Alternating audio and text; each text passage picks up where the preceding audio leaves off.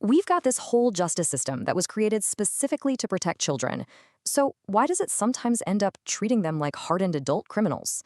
Well, today we're going to dig into that paradox, how the juvenile justice system was born, how it works now, and the huge questions it raises about when a child stops being a child. Meet Kiera Brown. When she was just 13 years old, she got involved in a carjacking that went horribly wrong and ended in a murder. The state of Kansas decided to do something that would change her life forever. They tried her as an adult. She was convicted and sentenced to life in prison. Her first shot at parole? Not until she was 33 years old. And Kiara's story, it really forces us to ask this massive question. At that point, does the law look at a young person and say, okay, you now have the maturity and the blame of an adult? As we're about to see, the answer to that has changed a lot throughout history. Okay, so to really get our heads around the system we have today, you have to understand something that might actually surprise you. The very idea of a protected, nurtured childhood is pretty new. For most of human history, a kid's world looked nothing like it does for many kids today. Yet, this wasn't some flip of a switch.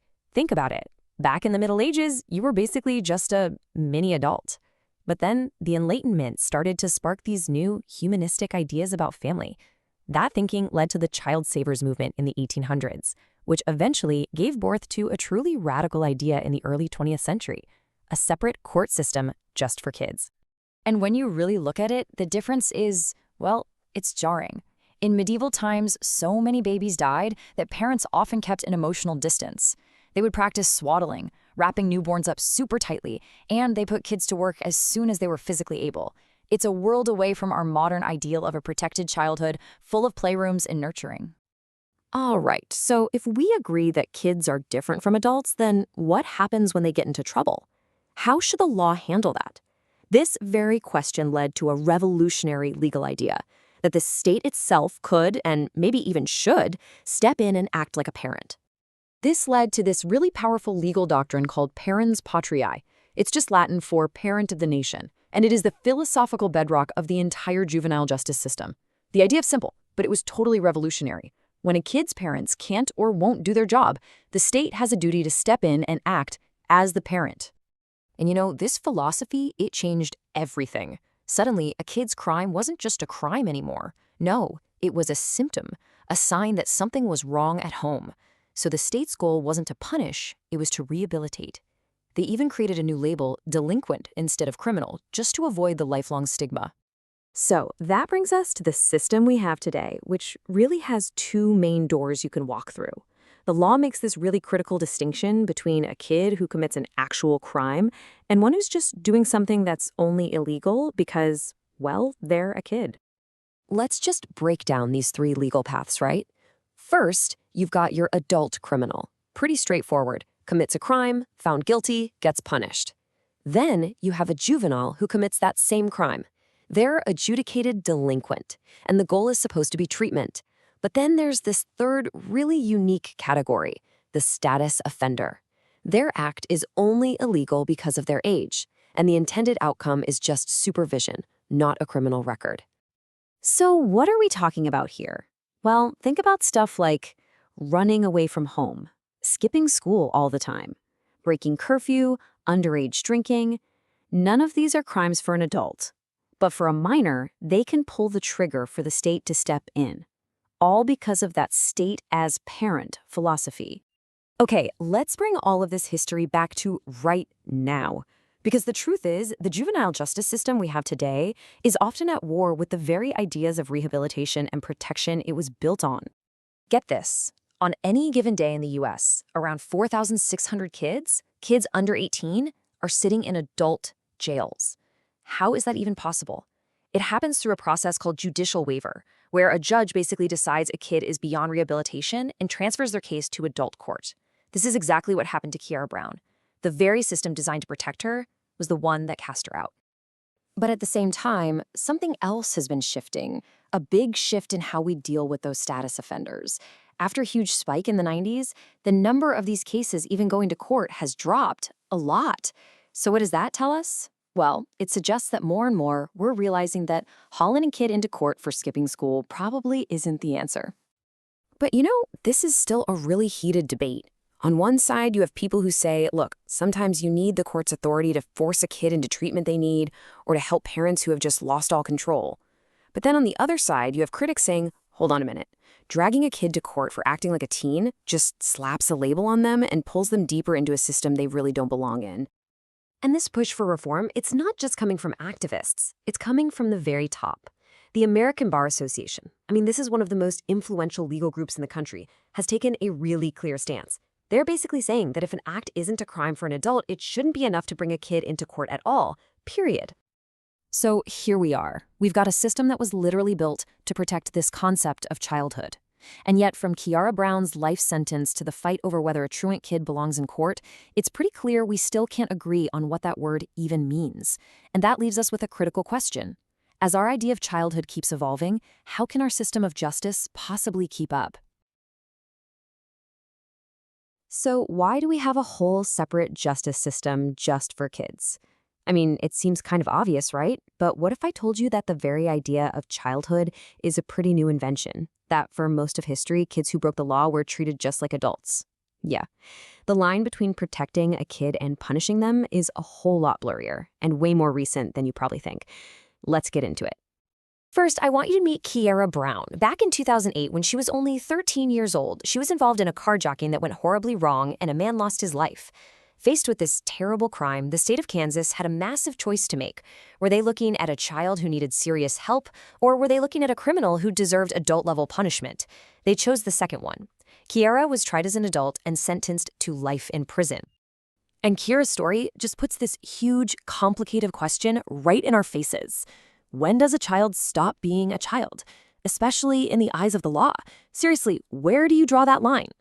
Our entire justice system for young people is basically built around trying to answer that one question, constantly trying to balance the scales between rehabilitation and punishment.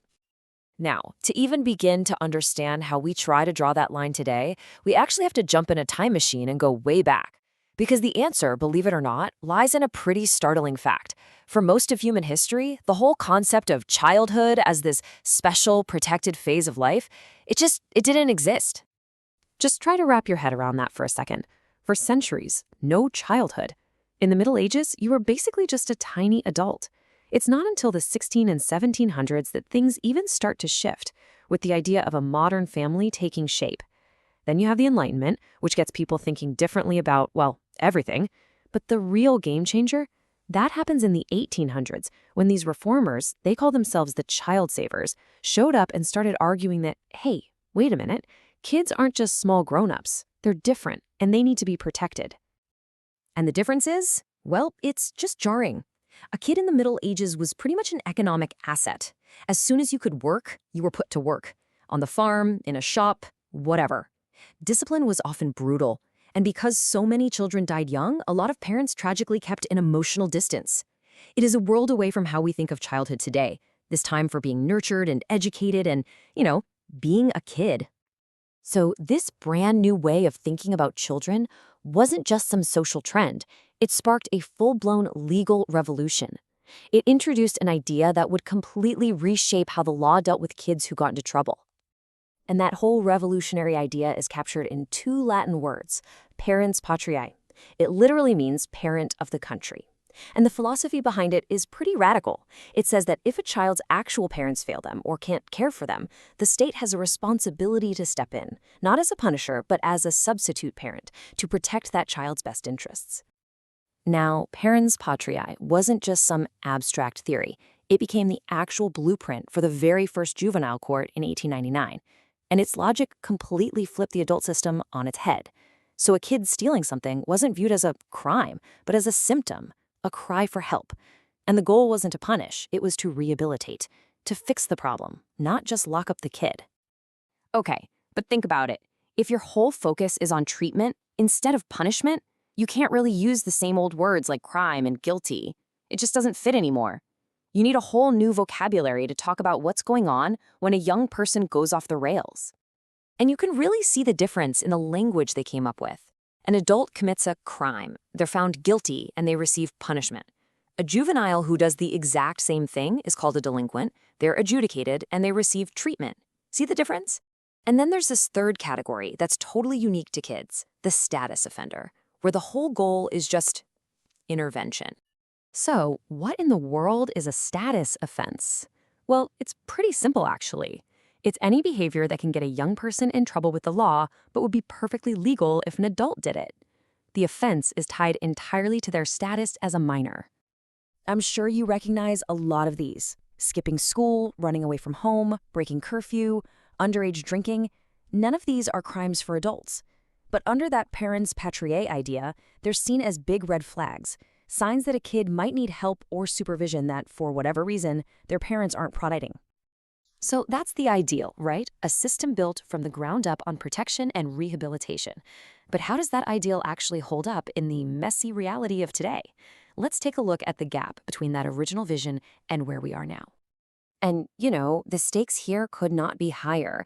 When the system fails to help a young person and they go on to become a career offender, the cost to all of us, to society, is absolutely staggering. We're talking over $1.5 million for just that one person. This isn't just about ideals, it's about the very real consequences when we fail to get it right. Because that separate system we've been talking about, it isn't always a guarantee. On any given day in the United States, there are about 4,600 young people under 18 sitting in adult jails. How is that possible? Well, it happens through a process called a waiver, where a judge decides a case is just too serious for the juvenile court and transfers it to the adult side. That's exactly what happened to Kiara Brown. And this brings us right into the middle of the huge debates happening today. That decision to waive a kid to adult court is one of the biggest, pitting public safety against a child's potential to change. We also argue about how to step in earlier. Do citywide curfews actually stop crime, or do they just end up penalizing kids? Should we hold parents legally responsible for what their children do? Every single one of these questions forces us to choose between the system's two competing goals: treatment or punishment. Just listen to the sheer optimism in this quote. It's from when the very first juvenile court was founded. The goal, they said, was for the court to act like a wise and loving parent, to offer tender solicitude and care. It's such a powerful, beautiful ideal, and it's a really stark measuring stick for the system that we have today. And that really brings us to the heart of it all. We've seen that childhood isn't some fixed biological fact. It's an idea that has changed so dramatically over time and is still being reshaped by science and culture. So that leaves us with one last massive question. If our very definition of what a child is always changing, shouldn't our search for what justice looks like evolve right along with it?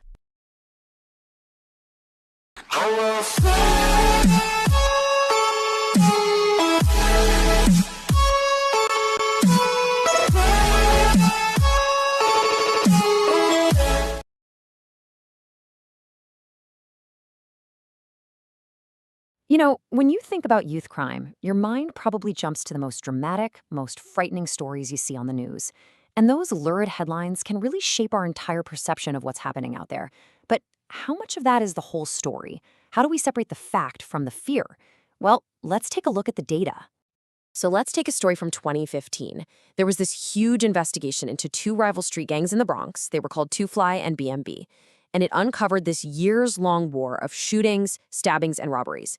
Their victims included a 15-year-old who was stabbed to death, several other teenagers who were murdered, and even a 92-year-old woman, Sadie Mitchell, who was killed by a stray bullet while she was in her own home. It is an absolutely terrifying picture of youth violence. Stories like that are undeniably real, and they're tragic. But they can also kind of skew our perception if they're the only thing we see. So the real question is, how do we get past the headlines to the hard data? How do researchers actually measure the true nature and extent of delinquency in a way that's reliable and, scientific? To get a really clear and accurate picture, experts don't just rely on one source of information. Instead, they use three primary tools. You can think of them as three different lenses, all looking at the same problem, but from slightly different angles. Okay, so first up, you've got the official police records, the brass tacks of who's actually getting arrested. Then, you have these big nationwide surveys of crime victims, which give us a sense of what people are actually experiencing. And finally, and this one's really interesting, you have anonymous self-report surveys, where young people tell us, in their own words, what they've been up to. Each one gives us a really crucial piece of the puzzle. Let's start with the big one, the Uniform Crime Report, or the UCR. This is the FBI's massive data collection effort. Every year, thousands upon thousands of police departments send in their data on crimes that were reported to them. They track arrests for really serious stuff like murder and robbery. They call those Part I crimes, and also less serious, Part II crimes like vandalism. But here's the thing, and it's a huge thing. The UCR has a massive blind spot. Researchers call it the dark figure of crime. Get this, less than half of all violent crimes are ever even reported to the police. So if the cops never hear about it, it can't possibly end up in the UCR, no matter how serious it was. So to try and get a peek into that dark figure, researchers use our second lens, self-report surveys. Famous studies like Monitoring the Future ask thousands of high schoolers anonymous questions like, hey, how many times in the last year did you steal something worth more than $50? This helps uncover all that law-breaking that never ever leads to an arrest. Now look, this method isn't perfect, right? You have to trust that kids are being honest. And these surveys often completely miss the most serious chronic offenders, the ones who might already be locked up or have dropped out of school. But what they show, time and time again, is that delinquent behavior is way, way more common than the official arrest stats would ever have us believe. Okay, so we've got these different ways of measuring crime, each with its own strengths and weaknesses. But when you put them all together and you look at the trends over time, a really surprising picture starts to emerge. One that pretty much flies in the face of the whole crime is out of control narrative. And honestly, the data is just striking. Take a look at this chart. Despite what you might think, the juvenile arrest rate isn't going up. After it peaked way back in the mid-1990s, it's been in a free fall for decades. The number of kids arrested in 2015 was a full 50% lower than it was just a decade earlier in 2005. I mean, that is a massive, significant decline. And here's why researchers are so confident this is a real trend. It's not just one data source telling us this. The UCR arrest data, the victim surveys, and the self-report surveys, they all show a similar downward trend. And when all your different measurement tools point in the exact same direction, you can be pretty darn sure the decline is real. But, okay, knowing that crime is down overall, that's just the first step. To really understand what's going on, we have to dig a little deeper into the data and look for patterns. Researchers call these correlates, basically social and personal characteristics that are strongly connected to delinquent behavior. So what patterns pop out? Well, for one, gender plays a huge role. Males get arrested about 3 times as often as females. Social class is another major factor. Kids from the poorest backgrounds tend to face the greatest risks, but the strongest correlate of all, it's age. Crime is overwhelmingly a young person's game. For most people, delinquent behavior hits its peak in the late teens and then just drops off a cliff. It's called the aging out process. As people mature, get jobs, start families, and just develop a better sense of long-term consequences, the appeal of doing risky, illegal stuff, it just kind of fades away. Now, we have to talk about one of the most persistent and, frankly, troubling patterns in all this data, the racial disparity in arrests. Minority youth, particularly African Americans, are arrested at a much higher rate. Researchers generally explain this in 2 main ways. One view points to what's called institutional racism, biases within the justice system itself, things like racial profiling or getting harsher sentences for the same crime. The other view points to structural racism, so broader societal inequalities like underfunded schools or a lack of economic opportunity in certain communities that create conditions where crime is just more likely to happen. So we know that most kids age out of crime, but that raises a really critical question, doesn't it? What about the ones who don't? What about that small group of offenders who start early, commit serious crimes, and just keep going? Well, that exact question led to what is honestly one of the most important discoveries in this entire field. A researcher named Marvin Wolfgang and his team did this landmark study. They followed nearly 10,000 boys born in Philadelphia all the way from birth to age 18. They tracked every single interaction these boys had with the police to see what patterns would emerge. And what they found was, well, it was stunning. A tiny fraction of the boys were responsible for a shockingly disproportionate amount of all the crime. How small a fraction? Just 6%. Think about that. This tiny group, the chronic 6%, was responsible for over half of all the delinquent acts committed by the entire group of 10,000 boys. And when you look at the really serious violent crimes, their impact is even more staggering. They committed 71% of the homicides and a whopping 82% of the robberies. So who are these kids? Well, research shows they share a pretty distinct set of characteristics. They start committing crimes at a very young age. That's called early onset. They're persistent, they're often violent, and, this is critical, punishment just doesn't seem to stop them. They are the ones who are least likely to age out of crime and the most likely to become career adult criminals. So this really is the crucial point, right here. While the headlines might make it seem like youth crime is this widespread, random plague, the data tells a much more specific story. A very small, identifiable group of chronic offenders is responsible for the lion's share of the most serious and violent crime. And that discovery, it just leaves us with this huge, really challenging question. If we know that a tiny percentage of offenders are causing the vast majority of the harm, does that change how we should think about everything from prevention and intervention to punishment? Where should we be focusing our time, our money, and our attention to make the biggest possible difference?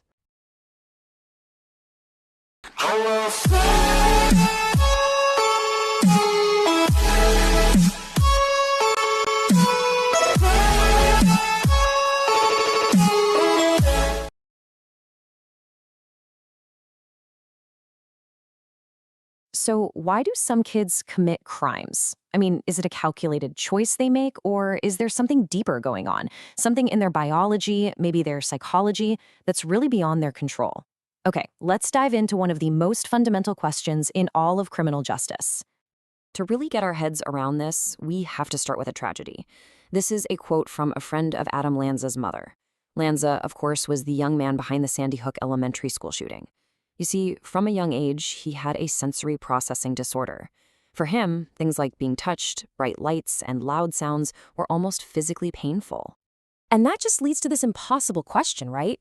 How do we even begin to explain something so horrific? Was this a choice he consciously made? Or was he driven by these profound mental and physical conditions that for years just went untreated? This exact question has basically split criminologists into two big camps.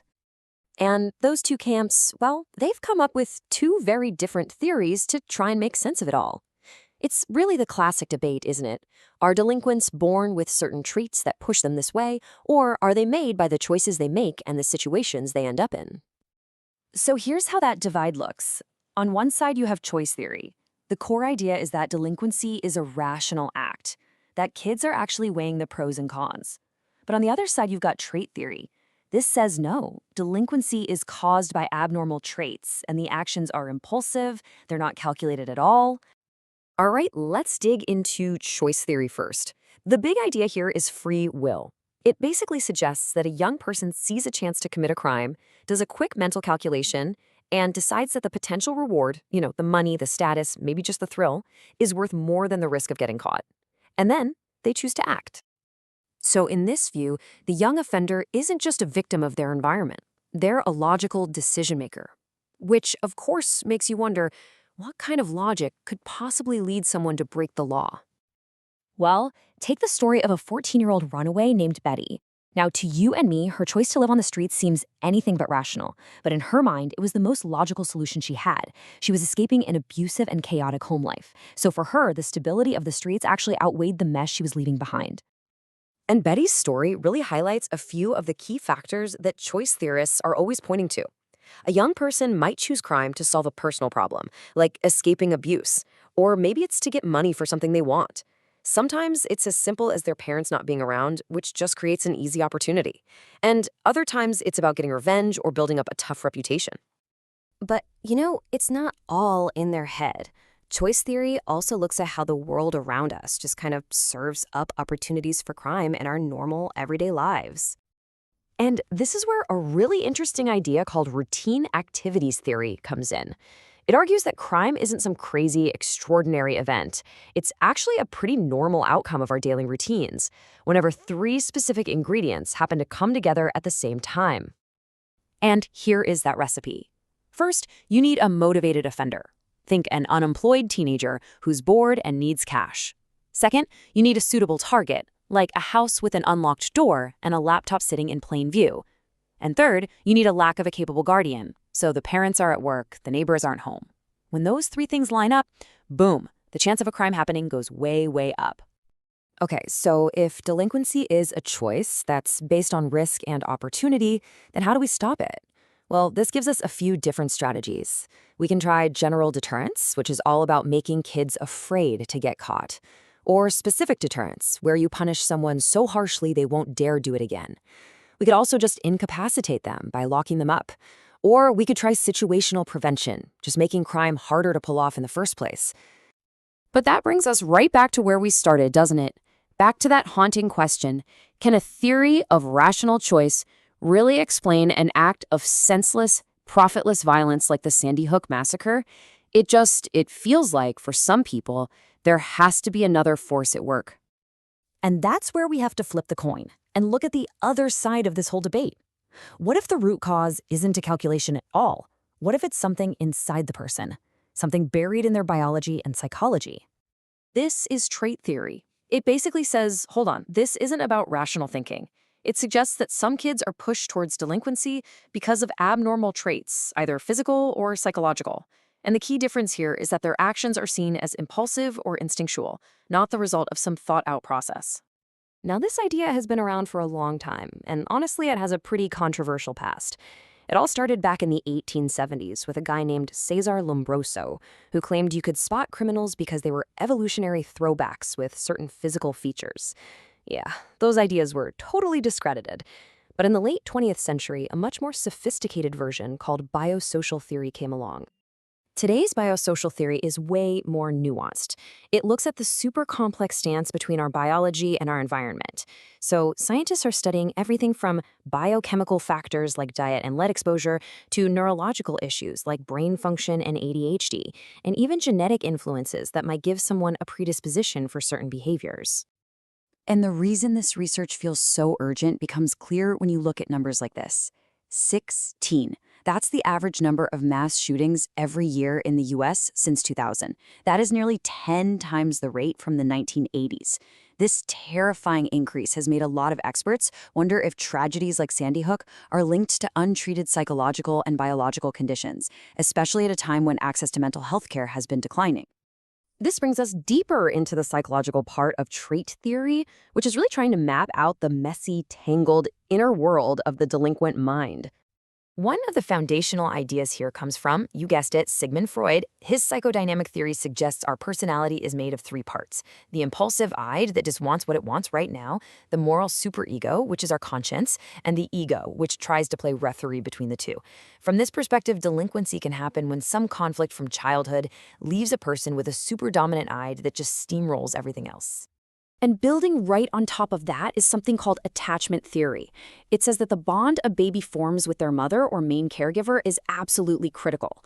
If that bond doesn't form properly, it can lead to a whole host of psychological problems later on, including a serious lack of empathy, which is a key trait found in a lot of people who commit antisocial acts. And the evidence here is, well, it's pretty staggering. Studies on incarcerated kids find shocking rates of mental disorders. In one study, over 90% of the girls and 88% of the boys had a psychiatric disorder. The connection between what's going on inside and the behavior we see on the outside is it's really hard to ignore. So after all that, choice theory on one side, trait theory on the other, where do most experts land today? Well, the debate isn't really choice versus trait anymore. The modern view is that it's a complex interaction. Delinquency grows out of this tangled web of factors, a combination of a person's biological and psychological makeup, and their family, their opportunities, and their entire social world. And that leaves us with the million-dollar question, doesn't it? The one our entire justice system has to grapple with. If a person's behavior is a mix of their own choices and their own biology, how do we as a society decide who to punish and who to treat? There's no simple answer.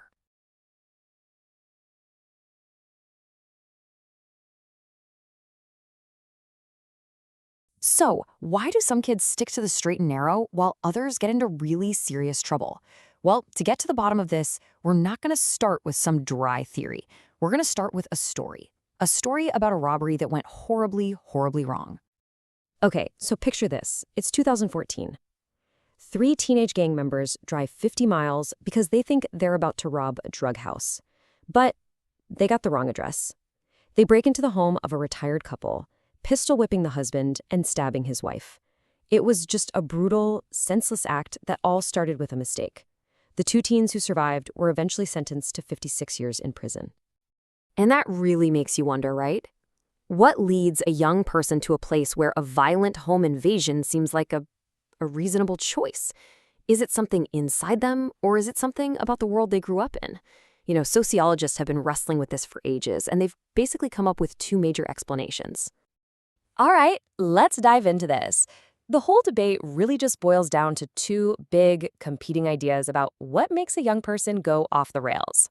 So on one side, you've got the argument that it's all about where you live. This is what's called social structure theory, and it suggests that things like poverty, a rundown neighborhood, or just not having opportunities, those are the real culprits. But then, on the other side, you've got this idea that it's all about who you know. That's social process theory, and it argues that your day-to-day interactions with your family, your friends, your teachers, that's what really shapes your path. So which one is it? Let's dig into the first idea. So, could delinquency actually be written into your zip code? The social structure argument says, yeah, pretty much. And it's got some really powerful evidence to back it up. The core idea here is that society isn't some level playing field. It's stratified. People are grouped into different classes based on their wealth and power. And for the people at the bottom, life is just a constant struggle. This theory argues that all that stress, that despair, and the total lack of options that come with poverty, that can be a perfect recipe for crime. And within this big idea, there are actually 3 main branches. So let's take a quick look at each one. First up, we have social disorganization. I want you to picture a neighborhood where the basic building blocks, families, schools, local shops, are all weak or have just completely broken down. In a place like that, there's no one around to exert that kind of informal control. Nobody's telling kids to get off the corner, nobody's stopping them from spray painting a wall, and without those community guardrails, a space just opens up for illegal behavior to really take root. Now, check this out because this slide visualizes the idea perfectly. Way back, some sociologists named Shaw and McKay mapped out delinquency in Chicago and found this exact pattern. Crime rates were always, and I mean always, highest in that zone in transition, that unstable, kind of decaying area right outside the main business district. And here's the crazy part. It was true no matter which ethnic group was living there at the time. This was a huge deal because it showed that the problem wasn't the people, it was the place. Okay, the second idea is called strain theory. It basically argues that our culture tells all of us to want the same things. Wealth, success, the nice car. But here's the catch. It doesn't give everyone the same legitimate ways to get those things. And that gap between the American dream and a person's reality, it creates this intense frustration or strain, especially for people in the lower class. And a sociologist named Robert Merton actually laid out 5 different ways people respond to the strain. As you can see here, most of us are conformists. We buy into the goals and we follow the rules to get there. But look down at innovation. This is someone who still wants all the wealth and success, but they reject the normal ways of getting it, like a 9-to-5 job. For them, crime can start to look like a totally rational path to success, and that's the one most closely tied to delinquency. Okay, so that's the whole neighborhood argument. But what if the real cause of delinquency is way more personal? Let's flip the coin and look at how a totally different theory explains all this. Social process theories completely flip the script. They argue that really anyone, no matter their race or their class, has the potential to become a delinquent. What really matters are those everyday interactions, that whole process of socialization. If your family, your friends, and your school are teaching you to break the law, chances are you probably will. It's about what you learn, not what you lack. One of the most powerful ideas here is social control theory. And I love this one because it flips the question completely on its head. Instead of asking, why do people commit crime? It asks, wait a minute, why don't more people commit crime? And the answer, it says, is our bonds to society. These bonds act like anchors, holding us to doing the right thing. And when those anchors snap, we're free to just drift into delinquency. So the very first bond is attachment. This is basically our connection to other people. And it makes sense, right? When we care about our parents or our friends, we care about what they think of us. We really don't want to disappoint them, and that's a seriously powerful force holding us back from doing things we know we shouldn't. Second, you have commitment. This is all about your stake in the game. When you've poured your time and energy into getting good grades, or saving up for a car, or just building a good reputation, you have a lot to lose. delinquency suddenly becomes way too risky because it could just blow up everything you worked so hard for. Third, we've got involvement. This one's pretty straightforward, honestly. If you're busy, you just don't have time to get into trouble. I mean, if you're juggling homework and sports practice and a part-time job and family dinners, there's just not much room left on your schedule for delinquency. And finally, the fourth bond is belief. This is the moral dimension. Do you actually believe the rules are fair and that they should be obeyed? If a person's belief in the moral compass of society is weak, they're going to feel a whole lot freer to just ignore it. So, we've got two big explanations going head-to-head, your neighborhood versus your network. Let's really put them to the test and see how they stack up when we apply them to a real and very controversial case. You might remember this one. In 2013, a wealthy teenager from Texas named Ethan Couch killed 4 people in a drunk driving crash. At his trial, his lawyers made a shocking argument that became infamous. They said Couch suffered from affluenza. They actually claimed his rich parents had coddled him so much that he literally never learned the connection between actions and consequences. And the judge bought it. He was sentenced to just probation. So how on earth do our theories make sense of that? Well, if we look at it through the neighborhood or the social structure lens, his neighborhood was one of extreme wealth. And that environment created its own kind of cultural deviance. The cultural norm there wasn't about survival. It was about entitlement. He grew up in this bubble where money could fix any problem, and that created this deep-seated sense that the rules just didn't apply to him. Okay, now let's look at it through the friends and family or social process lens.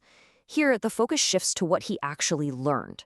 His parents, his main role models, basically taught him that privilege trumps responsibility. His social bond of belief, respecting the law, it was never really formed. So his behavior wasn't a product of poverty. It was a direct result of what he was taught by the people closest to him. So which theory wins? Is it the poverty of a rough neighborhood or the privilege of a mansion? Well, the answer, as it usually is a little more complicated than that. The real takeaway here is that it's not an either-or question. It's both. Think of it like this. Social structure, your environment, it sets the stage. It creates the pressures, the strains, the opportunities, whether you're in a poor neighborhood or a wealthy one. But social process, your relationships, that writes the script. It teaches you how to act on that stage. So you see, the two theories aren't really competing. They're two sides of the very same coin. And all of this leaves us with a really big, challenging question. Both of these theories suggest that these powerful social forces, whether they come from our zip code or our family dinner table, are constantly shaping our behavior. And if that's true, where does society's influence end and our own personal responsibility begin? That's definitely something worth thinking about.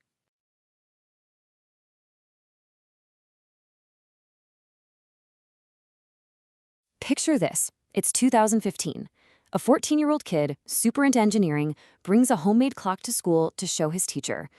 By the end of the day, he's in handcuffs. Why? Because that clock was labeled a bomb. This story, it's not really about a clock. It's about how a single word, a single label, can literally change everything. All right, let's get into it.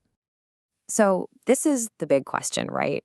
Was he a budding engineer or a potential terrorist? I mean, you could argue the school was just being cautious, we live in a crazy world, or was a young Muslim kid singled out because of, well, who he was? This one case, this one clock, it opens up this huge conversation about deviance, power, and what justice even means. And look how fast this all went down. I mean, it's just wild. What starts as this kid trying to show off his skills to a teacher, it just snowballs. Before you know it, he's interrogated, arrested, fingerprinted, mugshot taken, the whole deal. And yeah, the charges were eventually dropped, but the damage was done. That label, that suspicion, it sticks.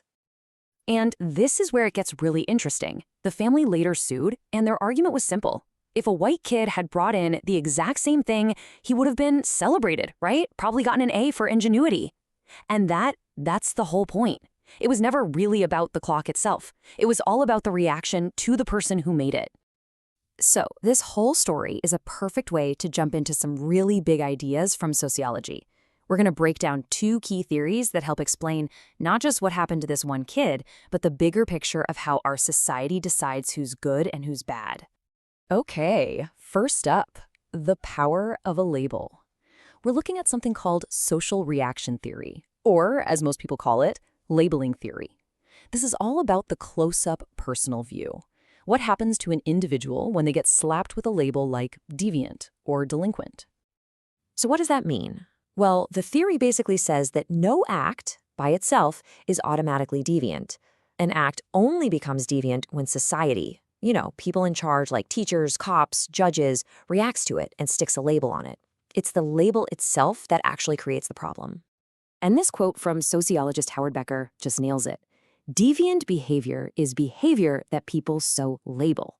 Now, he's not saying the action itself is meaningless. What he is saying is that the real consequence, the deviance, is created by how we react to it. A clock is just a bunch of wires and a display, until someone in charge calls it a bomb. This is such a key concept, the difference between doing a bad thing and becoming a bad person. So you have primary deviance. That's the first time you break a rule. You shoplift a book, you bring a weird-looking clock to school. It's just an act. It doesn't really change how you see yourself. But then there's secondary deviance. This is what happens after you get caught and get labeled. Suddenly, you're not just a kid who did something wrong, you're a thief or a troublemaker. And the scary part is, you start to believe it. Your identity changes and you start acting the part. And once that label is on, man, the consequences just cascade. It's like a row of dominoes. First, the stigma. Then your own identity takes a hit. Doors start closing. School opportunities, jobs. You might start hanging out with other kids who've also been labeled, and pretty soon it becomes this self-fulfilling prophecy. Society said you were a delinquent, so you become one. It's a really, really tough cycle to break. So that raises a huge question, doesn't it? If these labels have so much power, who gets to hand them out? Who's making the rules to begin with? That's where we zoom out and look at our second theory, social conflict theory. This is the big picture, 30,000-foot view. So this theory says, hold on a second, society isn't all one big happy family.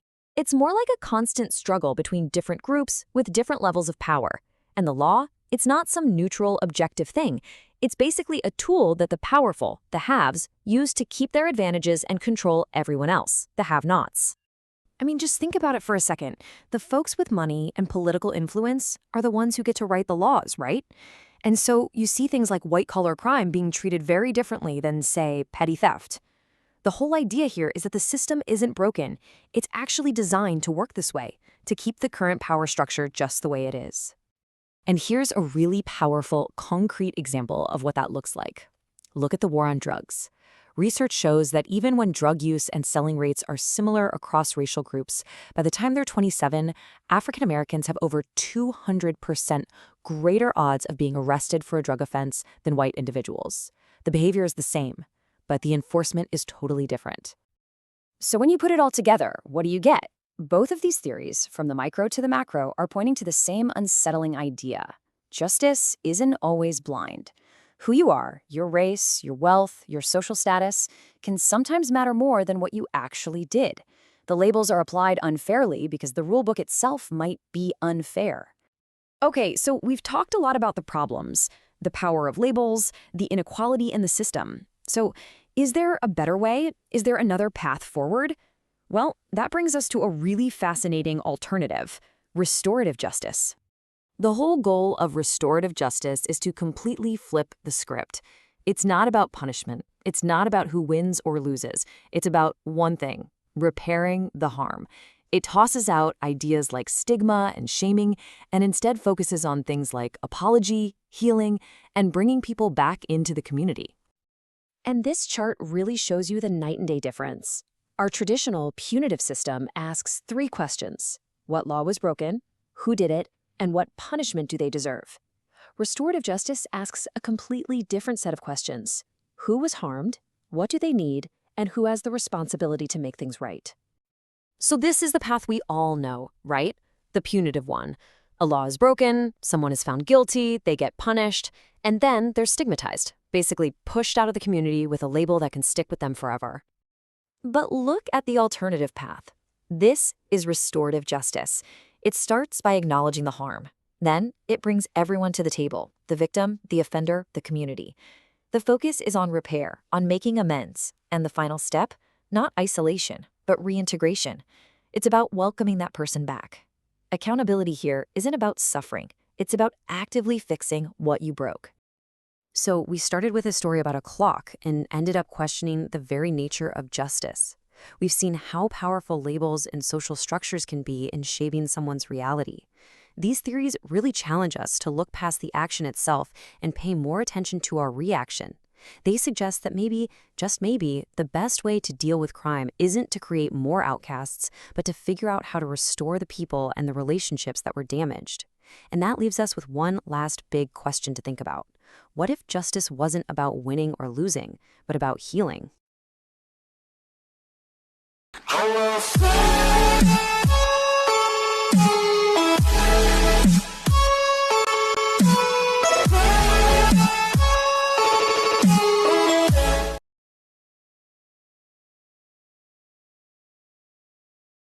Welcome to The Explainer. So let's start with a big question. Are we locked into a certain path because of mistakes we made as teenagers, or can people actually change? Today, we're going to dig into some really fascinating and competing theories of delinquency to see if we can find an answer. Our story really kicks off with these words, spoken by a 15-year-old girl named Rebecca Falcon. After a childhood filled with abuse and neglect, she felt like she had no choice but to build these walls around herself just to survive. You see, Rebecca's story goes way beyond just the crime itself. It really makes you stop and think about a fundamental question about who we are.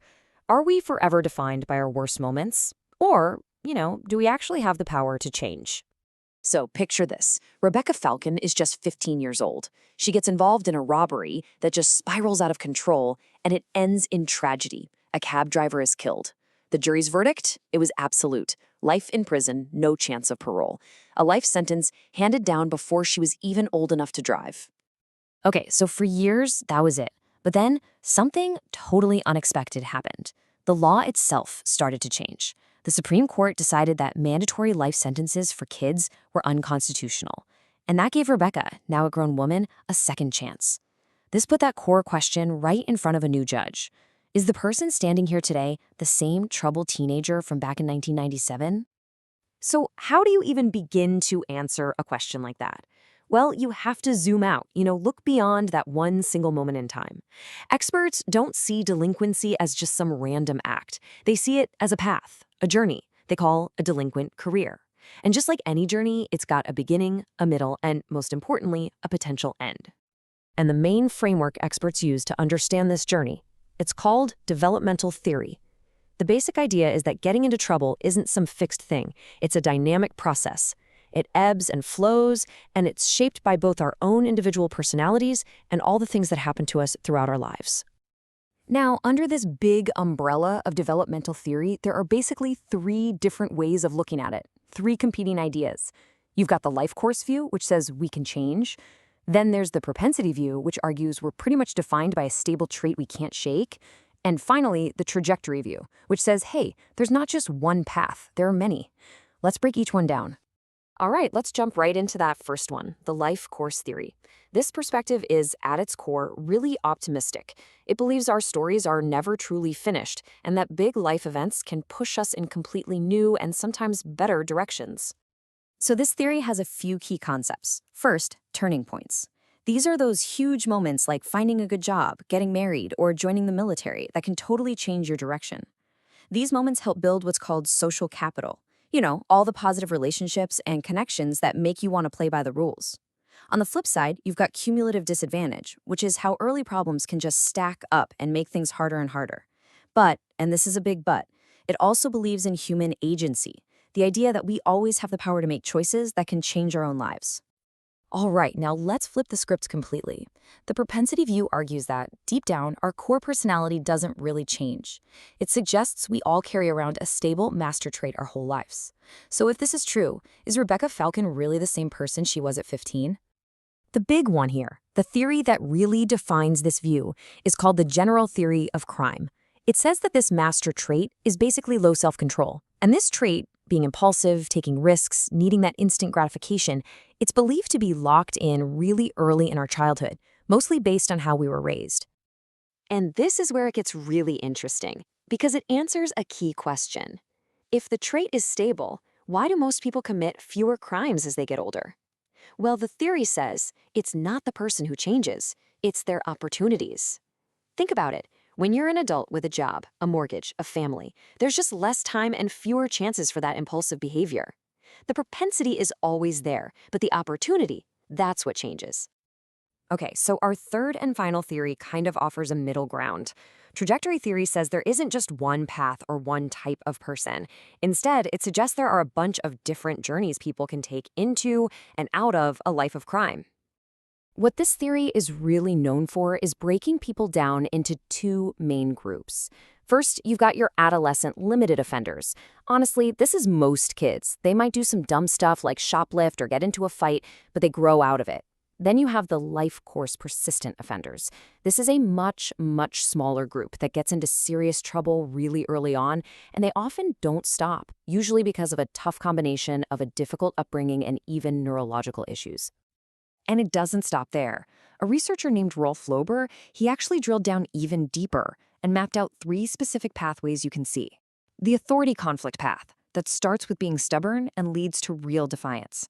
The covert path goes from things like lying to actual theft. And the overt path, that one can escalate from bullying to serious violence. And get this, a person can even be on more than one path at the same time. So, okay, we've got these 3 different theories. You might be thinking, why does any of this matter? Who cares which one is right? Well, it matters because the answer completely changes how we try to help. It gives us a roadmap for how to intervene. And this is why it's so important. Change isn't just a possibility, it's a statistical fact. Check this out. A landmark study followed a group of serious delinquents for decades. The result? By the time they were 40 years old, a staggering 79% of them had completely stopped committing predatory crimes. Getting out of a life of crime isn't the exception. For most people, it's the norm. And that's the whole point, right? Each of these theories gives us a different piece of the puzzle, a different clue about how we can actually step in and help. Life course theory tells us, hey, let's create positive turning points with things like mentoring. Propensity theory shows us just how important early childhood support for parents is to build self-control. And trajectory theory helps us figure out what kind of help a specific young person needs based on the path they're on. Which, of course, brings us all the way back to Rebecca Falcon. Her case, and thousands of others just like it, forces us to decide what we truly believe. Is our future already written for us back in childhood, or do we get to hold the pen? The answer to that question doesn't just shape our justice system, it shapes how we see the potential for change in every single person.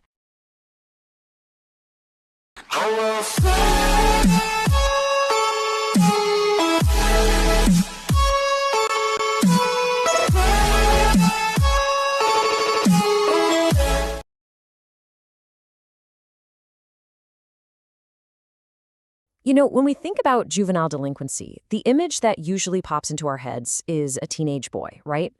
But what about girls? For a long, long time, their stories were pretty much ignored. So today, we're going to dive deep into the really complex world of female delinquency. We're going to get past all the stereotypes to really understand the data, the theories, and the very human stories behind the numbers. All right, let's just jump right in with a story that absolutely shatters that old stereotype of girls being nonviolent. Back in 2014, in a quiet suburb in Wisconsin, 2 12-year-olds, Morgan Geezer and Anissa Weir, did something truly unthinkable. They led their friend out into the woods and attacked her, stabbing her 19 times, leaving her for dead. Now, miraculously, she survived, but the question that just floored everyone was, why? Why would they do this? And the reason they gave? It was just as bizarre as the crime was shocking. The girls told police they did it for the Slender Man, a fictional horror character from the internet. Their logic was absolutely chilling. They believed that by killing their friend, they would become servants to this mythical creature, and, in turn, protect their own families. I mean, this wasn't some impulsive act of violence. It was premeditated, and it was driven by this really complex and deeply disturbing delusion. Now, of course, the Slender Man case is an extreme outlier. Let's be clear about that. But it forces us to ask a much bigger question. Is this shocking event just a total fluke, or is it maybe a signpost for a larger, more subtle shift in the patterns of female delinquency? Are girls, generally speaking, getting more involved in serious crime? Well, if you look at the data, it turns out something is definitely changing. Back in 1995, the arrest ratio of boys to girls was a pretty stark 3-to-1. But if you fast forward to today, that gap has narrowed a lot. Now it's closer to 2-to-1. So yeah, boys are still arrested more often, but the gender gap in delinquency, it's undeniably closing. And get this, it's not just about the number of arrests. The kinds of crimes are starting to look more similar too. For small-time theft, items under $50, the rates are almost identical. We're talking 23% for boys and 22% for girls.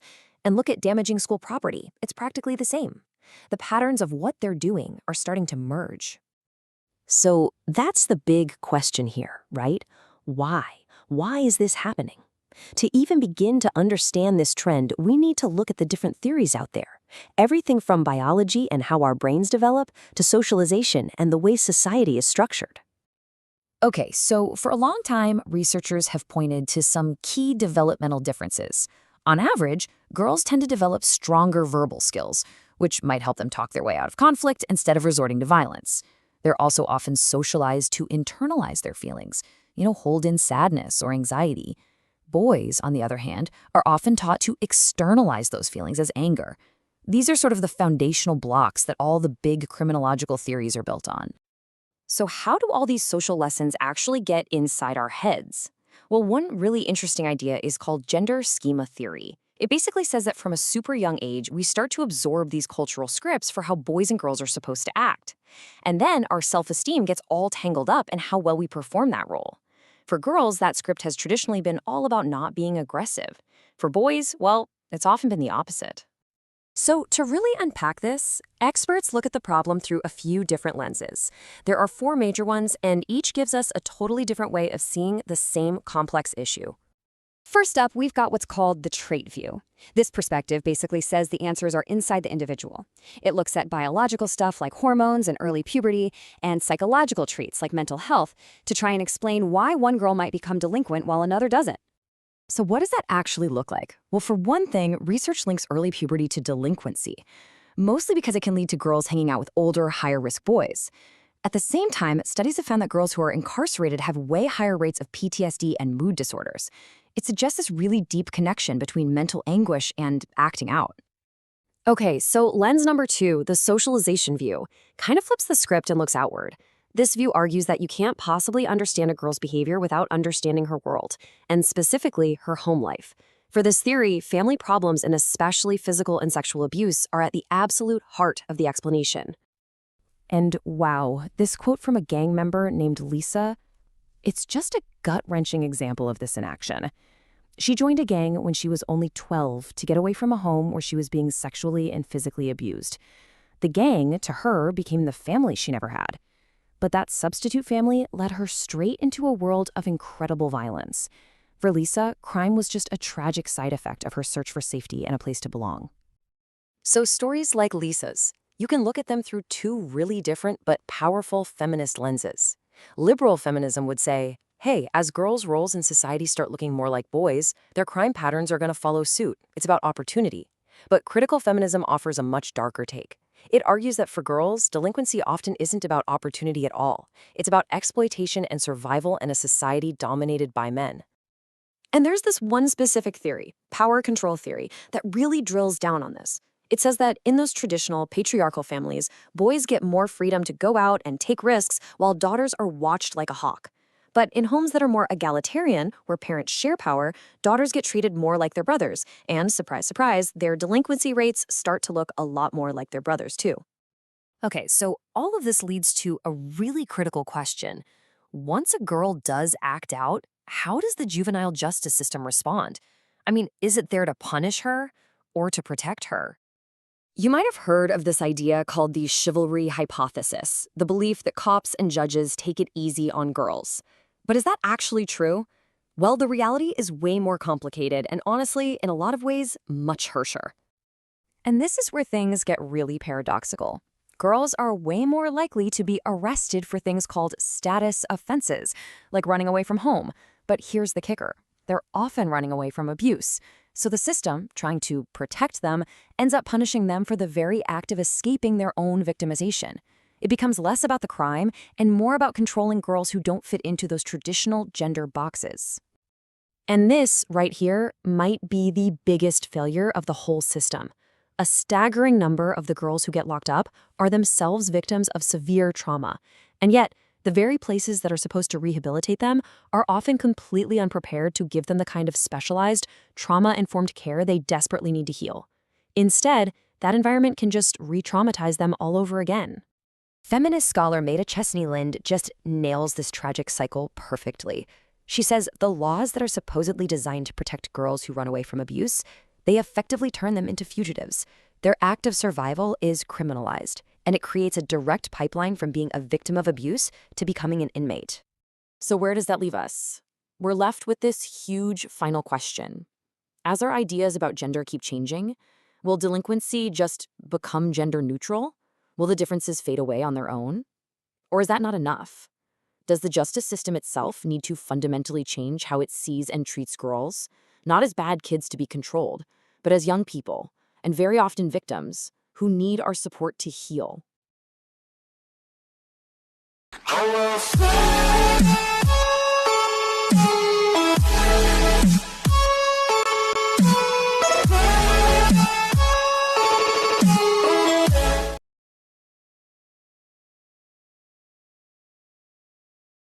Today, we're diving into one of the most powerful forces in any young person's life, their family. We're going to see how it can be a shield against delinquency, but also how, in some of the most tragic cases, it can become the very thing that creates it. It's a story that's it's hard to even wrap your head around. In Broken Arrow, Oklahoma, 2 teenage brothers methodically killed 5 members of their own family. And this wasn't some sudden explosion of rage. No, it was a plot they'd been cooking up for over a year. The Bever case, as extreme as it is, really forces you to ask the question, what on earth happens inside a home that leads to such a complete and horrifying breakdown? That's the mystery we're really digging into today. To understand how things can go so wrong, we first have to appreciate just how influential the family unit really is. I mean, it's the first place we learn everything, our values, our attitudes, the stuff that guides us for the rest of our lives, for better or for worse. And you know what? The research on this is crystal clear. Study after study shows that a positive family life is like a powerful shield. Good parenting, strong emotional bonds, these things can protect kids from all sorts of negative influences, even if they live in the toughest neighborhoods. That feeling of warmth and support, it really does build a foundation for a healthy life. But here's the thing, that foundation is being built on some seriously shifting ground. The whole structure of the American family has changed so dramatically over the last 50 years, and these changes have brought a whole new set of stresses and challenges for parents and kids alike. One of the biggest stressors on families today is economic. More than 1 in 5 kids in the U.S. lives in poverty. That's over 15 million children.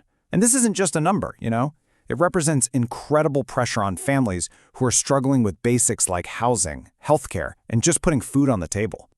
And the structural shift has been just as dramatic. I mean, look at this. Back in the 1960s, almost 3/4 of all kids lived with 2 married parents.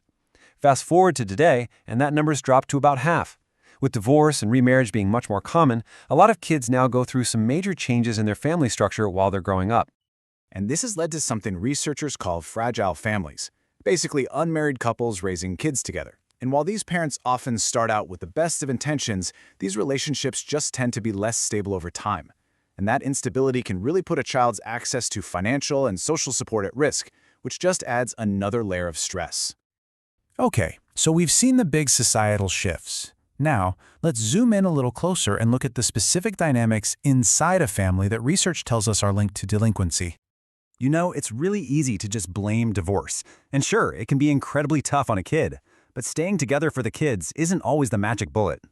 Research actually shows that living in a home that's just filled with constant fighting can be just as damaging to a child as a family breaking up. At the end of the day, it's the emotional climate that matters most, not just who's living under the same roof. So, on the flip side, what does work? Well, there's this concept called parental efficacy. It's not about being super strict or a total pushover. It's about finding that sweet spot. Creating a supportive, structured home where kids feel like they belong, but are also taught how to manage their own behavior. It's that balance that turns out to be a really powerful defense against delinquency. And when that efficacy is missing, you start to see these really common, really damaging patterns pop up. Wildly inconsistent discipline. It just creates chaos and confusion. poor supervision that leaves kids totally vulnerable. Hostile detachment, where a parent just emotionally checks out, that is so incredibly damaging. And then you have something called resource dilution, where in really big families, parents are just spread too thin to give every child the attention they truly need. All of these issues create risk, but they can all lead down the most destructive path of all: child abuse and neglect. This quote, this describes the last days of Nick's Mary Brown, a 7-year-old girl from Brooklyn. It's just a gut-wrenching reminder that for some kids, home is the most dangerous place they could possibly be. Her case ripped the cover off the brutal reality of what happens when a family becomes a torture chamber. Now, this chart reveals a pretty surprising truth about maltreatment. While we hear a lot about physical and sexual abuse, and they are absolutely horrific, they are dwarfed by cases of neglect. A staggering 3/4 of all proven cases involve parents simply failing to provide the basics, like food, shelter, healthcare, or even just love. And the consequences, well, they're devastating, and they last a lifetime. Abuse and neglect can literally change the physical structure of a child's brain. They create these deep psychological wounds, a shattered sense of self, a profound mistrust of everyone, and a learned tendency to solve problems with aggression. It's a direct pipeline to future violence. So, when a family fails this catastrophically, what's society's response supposed to be? How does the state actually step in to protect a child who's in danger? Well, the process is pretty complicated, but it generally follows these main steps. It all kicks off with a report to Child Protective Services. That triggers an investigation, and if the danger's real, the child might be removed from the home right then and there. From that point, the whole thing enters the legal system, moving from hearings to a possible trial. And the final step is called the disposition, where a judge makes the call on a long-term plan for that child's future. And at the very heart of every single one of these cases is this incredibly difficult tightrope walk. The court has to weigh a parent's fundamental right to raise their own child against the state's absolute duty to protect that child from harm. And believe me, there are no easy answers here. And the stakes are just unbelievably high for the most vulnerable among us. Get this number. 1 out of every 4 children who enter the foster care system hasn't even had their 5th birthday. We're talking about infants and toddlers, at the most critical stage of their development, being thrown into this fragmented and overwhelmed system. So, all of this brings us to a final and absolutely critical question. We've seen the causes and the consequences of family breakdown, but what does it all mean for the cycle of violence in our society? Let's just ask the question as plainly as we can. Does being abused or neglected as a kid make you more likely to become a juvenile offender? The evidence is overwhelming, and the answer is a clear and resounding yes. Maltreatment literally doubles the chances of that child getting involved in future criminal behavior. Think about this. Up to 80% of kids in juvenile detention come from abusive homes. They are way more likely to be arrested as a juvenile and to commit a violent crime. The line from a broken home to a broken life is tragically, painfully clear. And that just leaves us with one last, really challenging question to think about. We can clearly see the risk factors. We know the devastating cost of waiting until a child is already hurt. So why is our system so focused on reacting to tragedy instead of doing everything we can to prevent it from ever happening in the first place?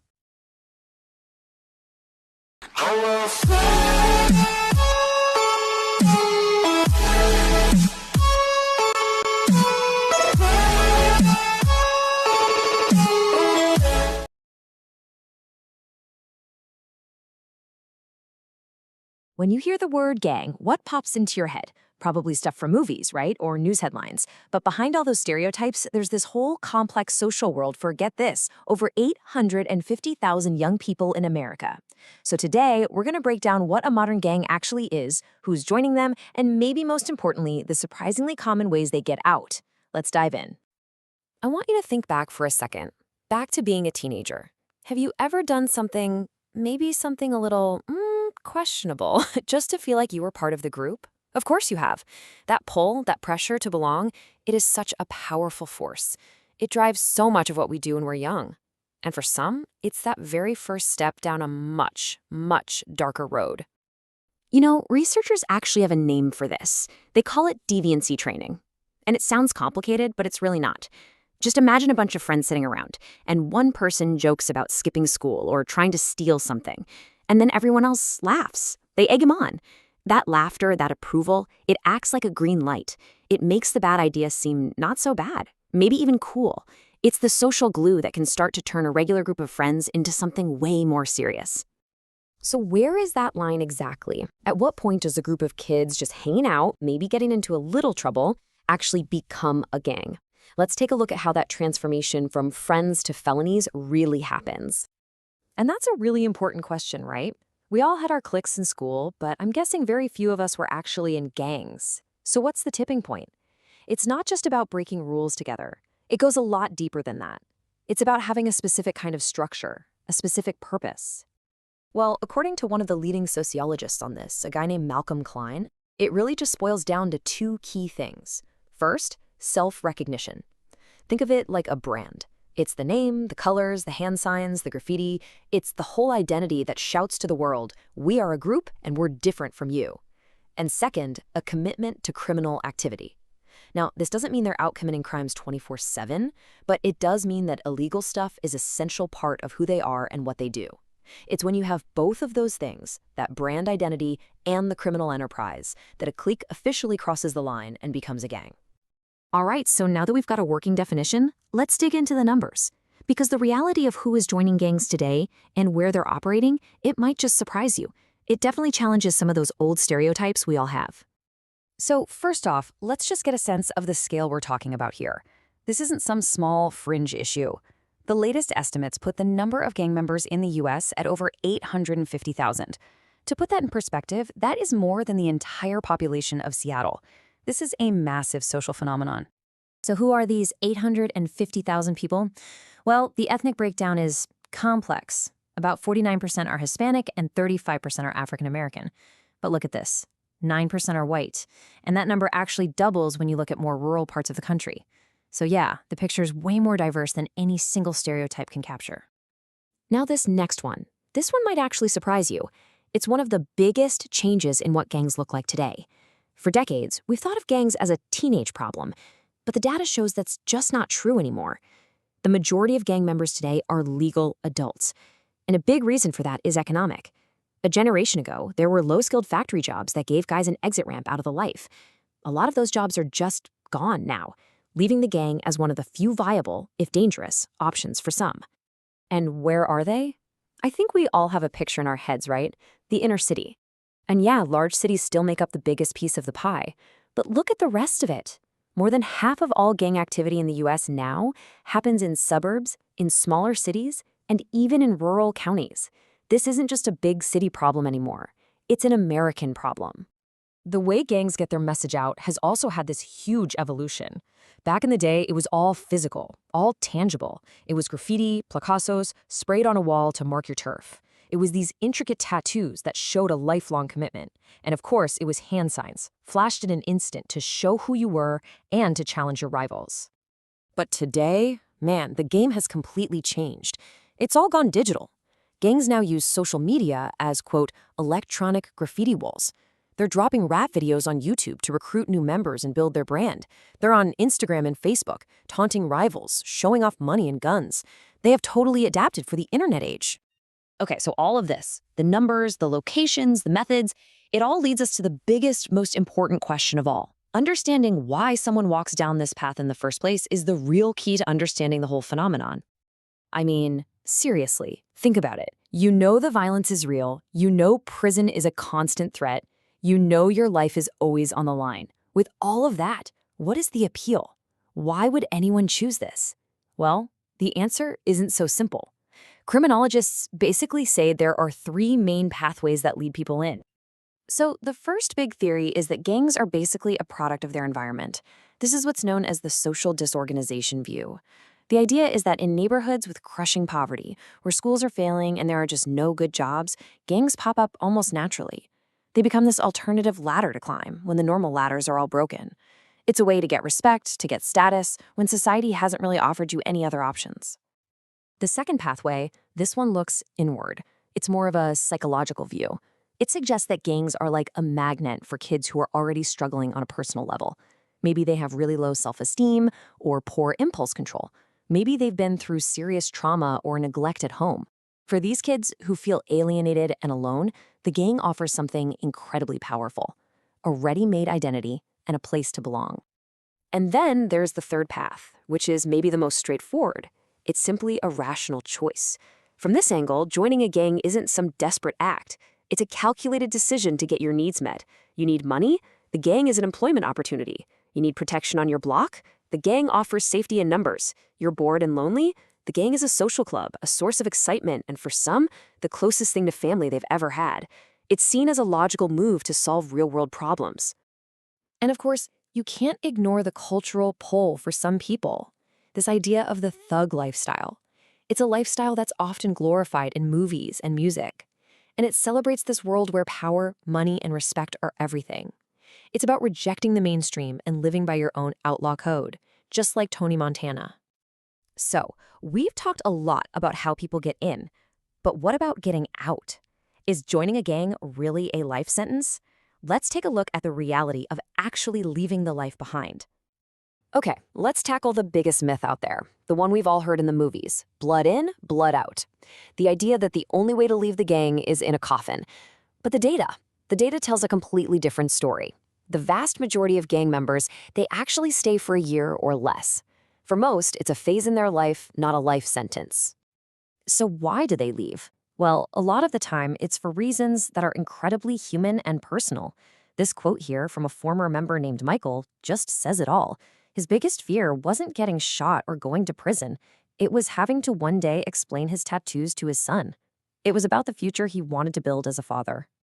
And research shows that when people do leave, it usually happens in one of two ways. The first is a sudden, abrupt exit. This usually gets triggered by something shocking and traumatic, like watching a close friend get killed or nearly dying yourself. The other way out, and it's actually more common, is a slow, gradual fade. People just get older. They get a steady job, they fall in love, they have kids. Life just happens. And the gang just doesn't fit into that new life anymore.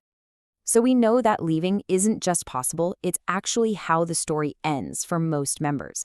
And that brings us to the final and maybe the most important question of all. If we know people leave gangs when they find stability, family, safety, and opportunity, then how do we build a world that gives them those things from the very beginning? How do we build a better path so that joining a gang is never the most rational choice a kid can make? That is the real challenge.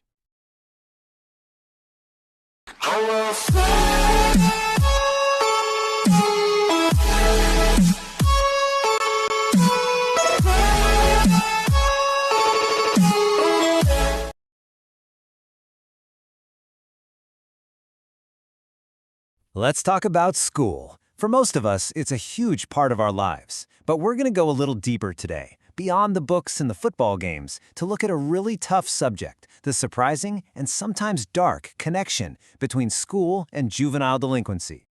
So, let's just jump right in with a provocative question. What if, for a lot of kids, the single biggest influence on their future isn't what happens at home, but what happens in the hallways and classrooms of their school? It's a pretty powerful thought, right? And it totally changes how we look at childhood development. You know, we've always been told that school is the great equalizer. It's where you're supposed to learn how to be a good citizen, and it's seen as the one true path to getting a good job and being successful. I mean, in today's world, a solid education is everything. And that's really the heart of the issue. For millions of kids, school is absolutely that launchpad. But for a whole lot of others, it's the opposite.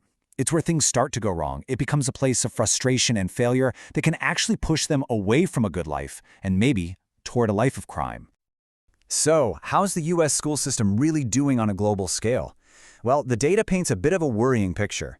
Take the piece of math tests for 15-year-olds. In China, a whopping 55% of students were top performers, and in the United States, that number was only 9%.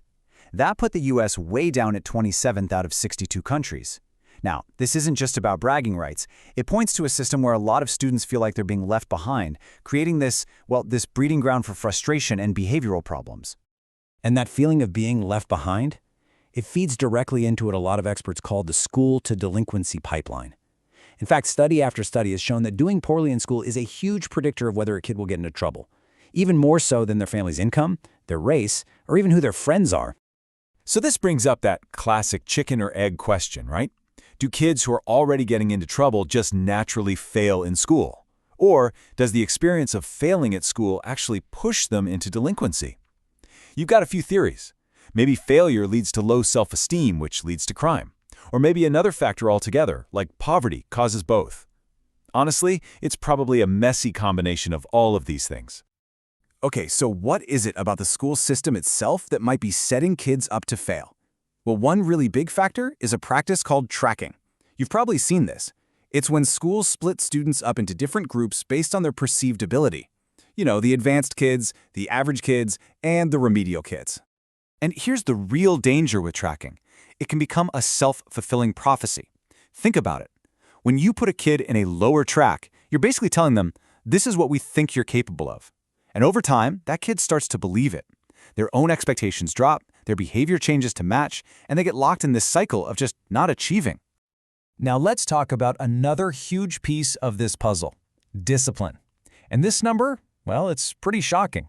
According to a giant survey by the U.S. Department of Education, Black students are 3.5 times more likely to be suspended or expelled than white students. And this is way bigger than just getting in trouble. This gap in how discipline is handed out is a major engine of the school-to-jail link. When kids get kicked out of the classroom through suspension or expulsion, their chances of dropping out and eventually ending up in the justice system just skyrocket. Okay, so we've talked about academic failure, but there's a whole other side to this, the actual crimes that happen inside the school. This isn't just about kids failing classes, it's about kids becoming victims at school. And the numbers on this are kinda nuts. Even though teenagers are only in school for about a quarter of their time, a huge percentage of the crimes against them happen right there. We're talking 40% of robberies and 36% of physical attacks. School has become a real hotspot for crime. But here's something that might actually surprise you. Despite all the scary headlines we see, the overall crime rate in schools has actually gone down. A lot. This chart shows a pretty steady and significant drop over almost 20 years. So, while it's still a serious problem, the trend, believe it or not, is moving in the right direction. All right, let's zero in on one of the most common forms of violence at school, bullying. For so long, people just wrote it off as, oh, kids will be kids. But we now know it is a serious, serious problem with really damaging long-term effects. Yeah, the way we see bullying has done a complete 180. The old boys will be boys excuse, it's gone. Now we see bullying for what it is, a major risk factor for violence, a cause of serious psychological harm for victims, and for the bully themselves, a pretty strong sign they might be headed for trouble down the road. And just how big is this problem? Well, every year, about 7 million students in the U.S. say they've been bullied, either in person or online. 7 million! That's more than 1 out of every 4 students. It's not just a problem, it's an epidemic. But here's the good news. This isn't some impossible problem to solve. We actually know what works. A program called the Always program, started in Norway, has shown that if you attack the problem from all sides, with school-wide training, clear rules, more teachers watching the halls, and direct interventions, you can cut bullying rates in half. So what are schools actually doing to deal with all this? Well, the approaches usually fall into one of two camps. You can either turn your school into a fortress, or you can try to build a stronger community. The fortress approach is the one we see a lot. It means strict, zero-tolerance rules for everything. It means police officers or school resource officers patrolling the halls. It means metal detectors, security cameras, and searching lockers. The whole idea is to control the environment and scare kids straight. But here's the pushback. Critics say there's not a lot of proof that this zero-tolerance stuff even works. And worse, these policies often hit minority students the hardest. So instead of solving problems, you might just be creating more fear and division and pushing more kids out of the system. And all of this huge push for security, has kicked off a massive legal battle that's still raging today. It's a fundamental conflict between the rights of a student and the power of a school. This fight has gone all the way to the Supreme Court again and again. You have landmark cases like Tinker, which famously said students don't shed their constitutional rights at the schoolhouse door. But then you have cases like TLO, which gave schools more power to search students. The courts are constantly trying to walk this tightrope between a student's freedom and a school's need for safety, and the line is always moving. Which brings us to the one question that hangs over all of this. We all want schools to be safe places where kids can learn. Of course we do. But to get that safety, how much freedom are we willing to ask our kids to give up when they walk through those doors? It's a tough question, and there's no easy answer.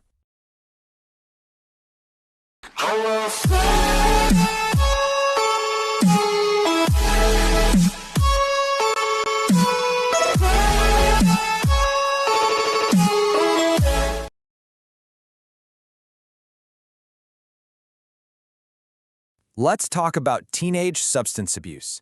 You know, it's one of those tough, vexing problems that seems to be everywhere, but it's often really misunderstood. So, what's actually driving it? How deep does the connection to crime really go? And maybe the biggest question of all, are the things we're doing to fix it actually working? Today, we're going to dig into the data and see if we can find some real answers. But before we dive into all the stats and charts, it's so important to remember what's at stake here. This isn't just an abstract policy debate. We're talking about real people, real lives. This story is about Helen Marie Whitty. She was 16 years old, and her life was tragically cut short. It's a gut-wrenching reminder of the very real, devastating consequences that we're here to try and understand. So, just how widespread is this problem? Well, get ready for this number. According to self-report surveys, nearly 2/3, a full 64% of all high school seniors say they've used alcohol. I mean, just let that sink in. That's a staggering figure, and it really paints a picture of the sheer scale we're dealing with. When you see a number that big, it immediately brings up two huge questions, right? First, why is this happening on such a massive scale? And second, what's the real cost here, not just in human terms, but for society as a whole? We're going to try to unpack both of those questions. All right, first up, let's get our arms around the true scope of the problem by taking a look at the data and the trends over time.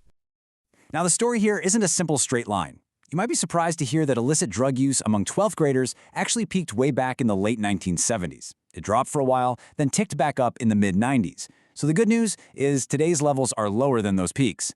But the bad news? Well, as we're about to see, this problem is far from being solved. So when we say substance use, what are we really talking about? Well, for all the headlines you might see about other drugs, the data is crystal clear. Alcohol is still the dominant one. 58% of high school seniors used it in the past year. Marijuana comes in a distant second, and then you have a pretty significant number, 14%, who are misusing prescription drugs. Okay, so that's the what. Now let's get into the much trickier question, the why. What is actually driving young people to use these substances to begin with? Well, it's super complex, but the reasons tend to fall into two main buckets. On one hand, you've got social factors, things going on in the world around them. Think poverty, intense peer pressure, or a really difficult family life. Then, on the other hand, you have personal factors, things from within. This could be struggles with emotional problems, a genetic predisposition, or even what researchers call rational choice, which is just a fancy way of saying they believe using will make them feel better or have more fun. And this brings us to one of the most talked about and debated ideas in this whole conversation, the gateway drug theory. The basic idea is that for a lot of kids, it starts with legal substances like alcohol. And while most of them stop right there, the theory suggests that for some, that early experimentation can kind of open the gate to using more serious drugs down the road. And this is where the conversation gets even more serious.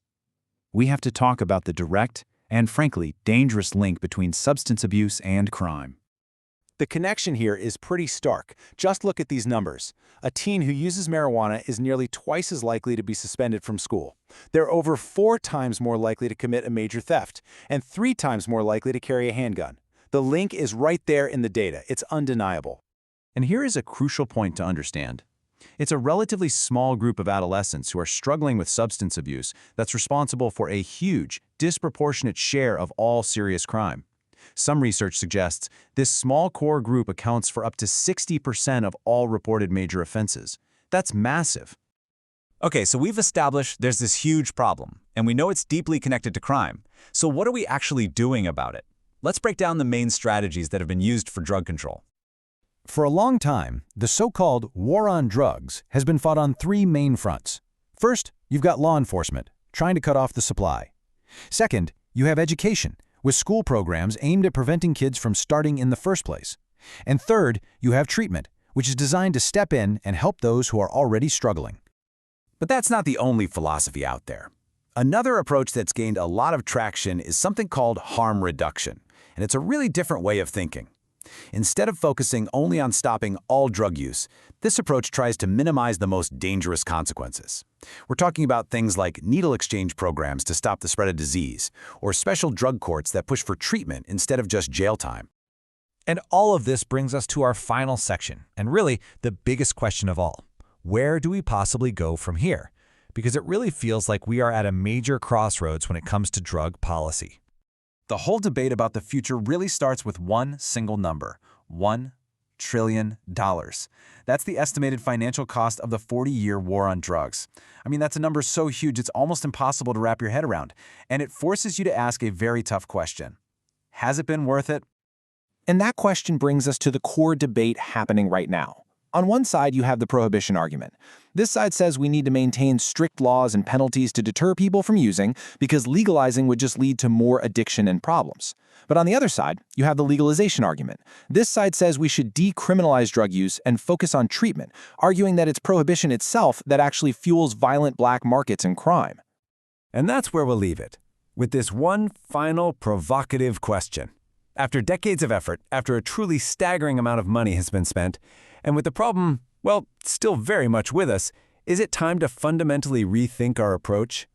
The answer is anything but simple, and it's a debate that's going to shape our world for years to come.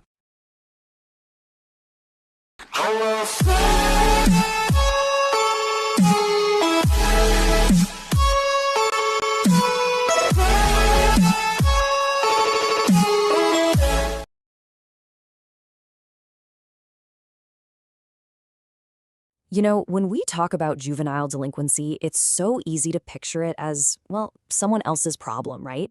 But the thing is, it's a huge challenge that really does affect every single one of us. It sends ripples through our communities, our economy, our whole society. So let's dive into a powerful, evidence-based solution that could honestly change everything. Okay, let's start with a number that should just stop you in your tracks: $5.5 million. That's what researchers estimate is the lifetime cost to society for a single young person's career in crime. We're talking about everything: the cost to victims, the justice system, their lost productivity, all of it. It's just a staggering figure when you think about it. So when you're staring at a multi-million-dollar problem, for just one person, you have to ask the big question: is what we're doing now really working? I mean, isn't there a smarter, more effective, and frankly, more humane way to tackle this? Well, the answer really lies in understanding the two main roads we can go down. As a society, we're basically standing at a crossroads, choosing between two very different ideas: delinquency prevention and delinquency control. So that first path is delinquency control. The best way to think about this is it's reactive. It only kicks in after a crime has already happened. It's all about trying to manage the problem once it's already there, using the justice system to stop it from happening again. And then there's the second path: delinquency prevention. This one is completely proactive. It's about getting in there before anything bad happens. Instead of waiting for a crisis, this approach tries to get at the root causes to stop delinquency before it can even get started. And wow, when you put them side by side, the difference is just night and day. On the left, you've got control: boot camps, probation, jail time. And on the right, you've got prevention: preschool, home visits for new moms, skills training, mentoring. It's a total shift from just reacting to a crisis to actually building a foundation for success. Okay, so if we decide to take that prevention path, where do we even begin? Well, the evidence is pretty overwhelming on this one. It points to one place: early childhood. This is where we have the absolute greatest power to change the entire trajectory of a person's life. One of the absolute rock star programs in this area is called the Nurse Family Partnership. It's designed for young, first-time moms who are in a tough spot. A specially trained nurse visits them at home, starting when they're pregnant and continuing through the child's first 2 years. They help with everything from health and nutrition to just learning how to be a parent. And the payoff? It's incredible. A big study found that while the program costs about $6,000 per family, the financial benefits to society were almost $25,000. That's money saved on welfare, lower justice system costs, more tax revenue. It's basically a 4-to-1 return on your investment. That's a no-brainer. Here's another landmark program, the Perry Preschool Experiment. This one started way back in the 60s. The idea was simple: provide really high-quality preschool to disadvantaged 3- and 4-year-olds. The focus was all on active learning to build up their thinking and social skills. And the long-term results were just jaw-dropping. Researchers followed these kids all the way until they were 40 years old. And what they found was that for every single dollar invested in that preschool program, society got a return of more than $17. 17! I mean, just look at how their paths in life split. By the time they were 40, the kids who went to Perry preschool had way fewer arrests, they were much more likely to have graduated high school, and they were earning a lot more money. This wasn't some temporary fix. This was a genuine, life-altering intervention. But what happens if we miss that early window? Is it too late? Not at all. The journey doesn't just stop there. The teenage years, well, they present another absolutely critical opportunity to step in. It's a time when the right guidance and support can make all the difference in the world.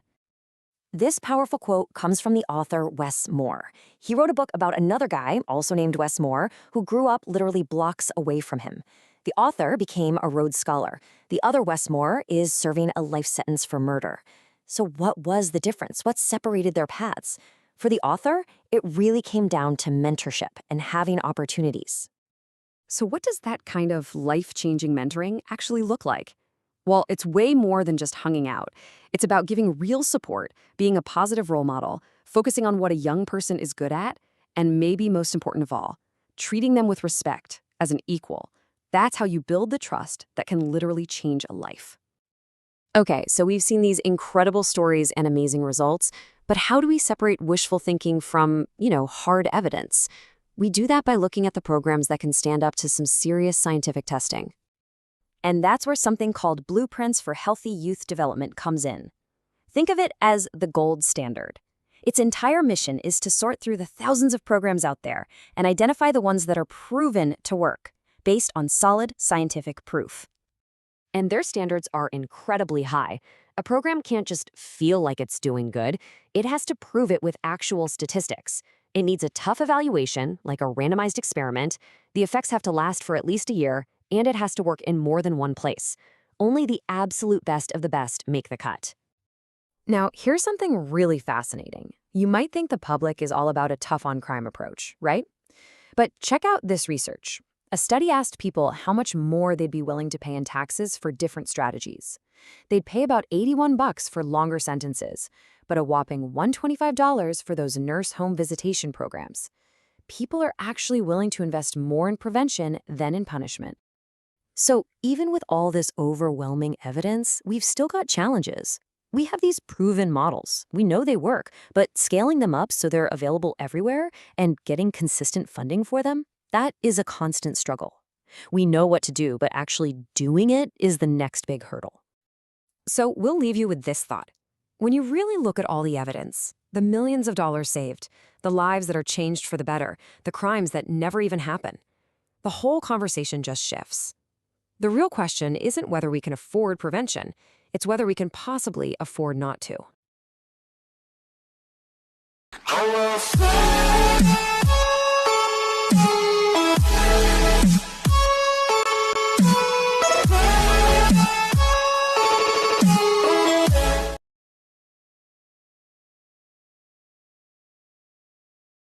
Okay, so today we're jumping into a really tough topic. Something that's super complex and, honestly, pretty emotionally charged. We're talking about the juvenile justice system. I mean, listen to this. I planned to murder him. That's a direct quote from a 14-year-old kid, Michael Hernandez. He said this just hours after he killed his friend in a middle school bathroom. A statement like that, wow. It just stops you in your tracks and forces you to ask a really, really hard question. So, what do you do with that? When a kid commits a crime this horrific, this adult, what are they? Are they a child who needs our help? Or are they a criminal who needs to be punished? And that right there, that question, that is the fundamental conflict, the puzzle at the very core of the juvenile justice system. All right, so let's dig into this a bit. The Michael Hernandez case, it's more than just a heartbreaking story. It's like a case study for the entire system's biggest struggle. Think about it. He was just 14 years old. And this wasn't an accident. He confessed he planned it. So he was convicted and at first sentenced to life in prison. But then his sentence got a second look, all because of his age. And that right there shows you the massive debate we're still having about what to do with our most serious young offenders. And this really is the dilemma, isn't it? It's like a catch-22. On one side, you've got research suggesting that super harsh punishments can actually just set up a teenager for a lifetime of crime as an adult. But on the other side, when a terrible crime happens, the public, and you can't blame them, demands that something be done. So the system is stuck. just caught right in the middle of this tug of war. So, how did we even get into this situation? To really get it, we need to hop in a time machine and go way back to the 19th century. That's when this whole idea of having a separate system just for kids was first dreamed up. So picture this. It's the 1800s. Cities are exploding, and you have more and more kids living on the streets, getting into trouble. A group of reformers came along. They call themselves the Child Savers, and they started creating these institutions, like the first House of Refuge. All their work eventually led to this landmark moment in 1899 in Illinois, where they created the world's very first juvenile court. And the idea behind it, well, it was totally revolutionary for its time. The whole system was built on this one big idea, a legal concept called parens patriae. It's a fancy Latin phrase that basically means parent of the country. The point was, the state wasn't supposed to be some scary prosecutor. Nope, the state was supposed to act like a parent, like a guardian, stepping in to protect and guide a child who'd gone astray. So this whole original mission was based on one simple core belief. Kids are just different, you know? They shouldn't be held to the same standard as an adult. The goal wasn't punishment, it was treatment, rehabilitation. The courts were meant to be informal, almost like a doctor's office, focused on what each specific kid needed. It sounds great, right? A really well-intentioned idea. But there was a huge flaw hiding in that plan. And here's the flaw. In the process of trying to help these kids, the system was actually taking away their most basic constitutional rights. Something had to change. A revolution was coming. I mean, can you even imagine it?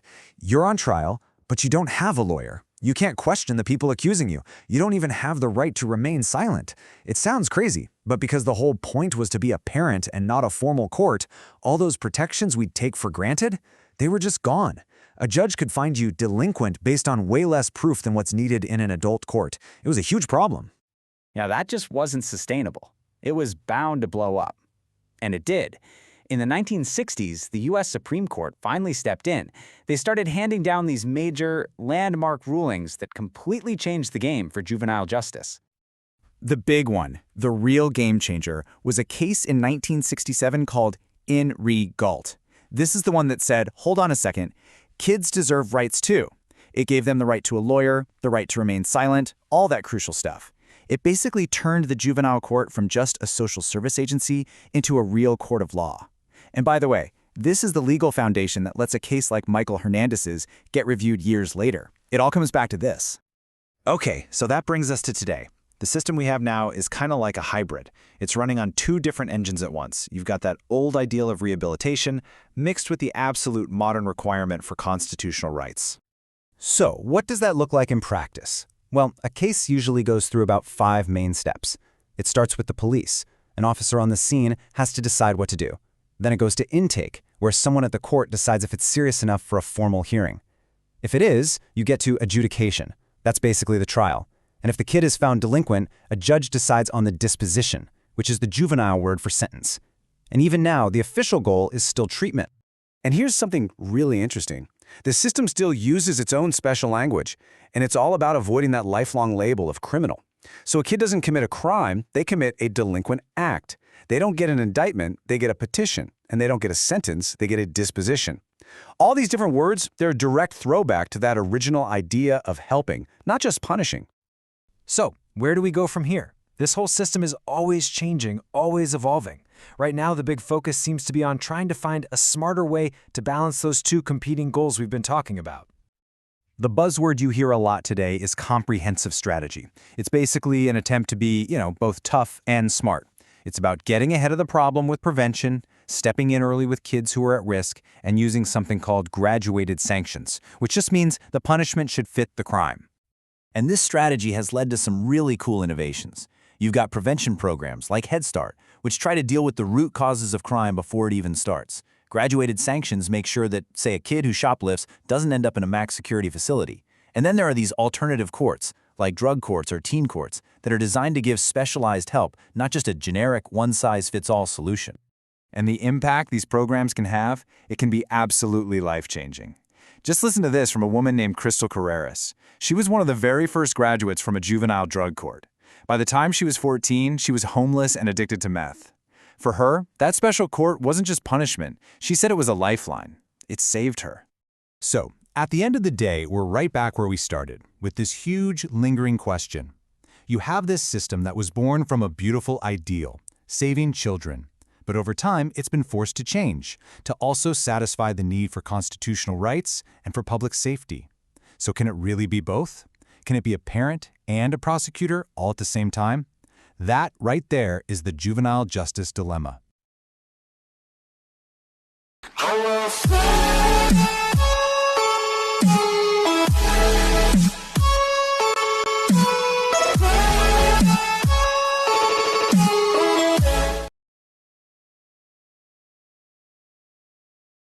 You know, when a police officer comes face to face with a young person on the street, it is rarely ever a simple matter of right and wrong. It's this incredibly complex moment, right? It's filled with legal rules, human factors, and a single critical decision that can literally change a life forever.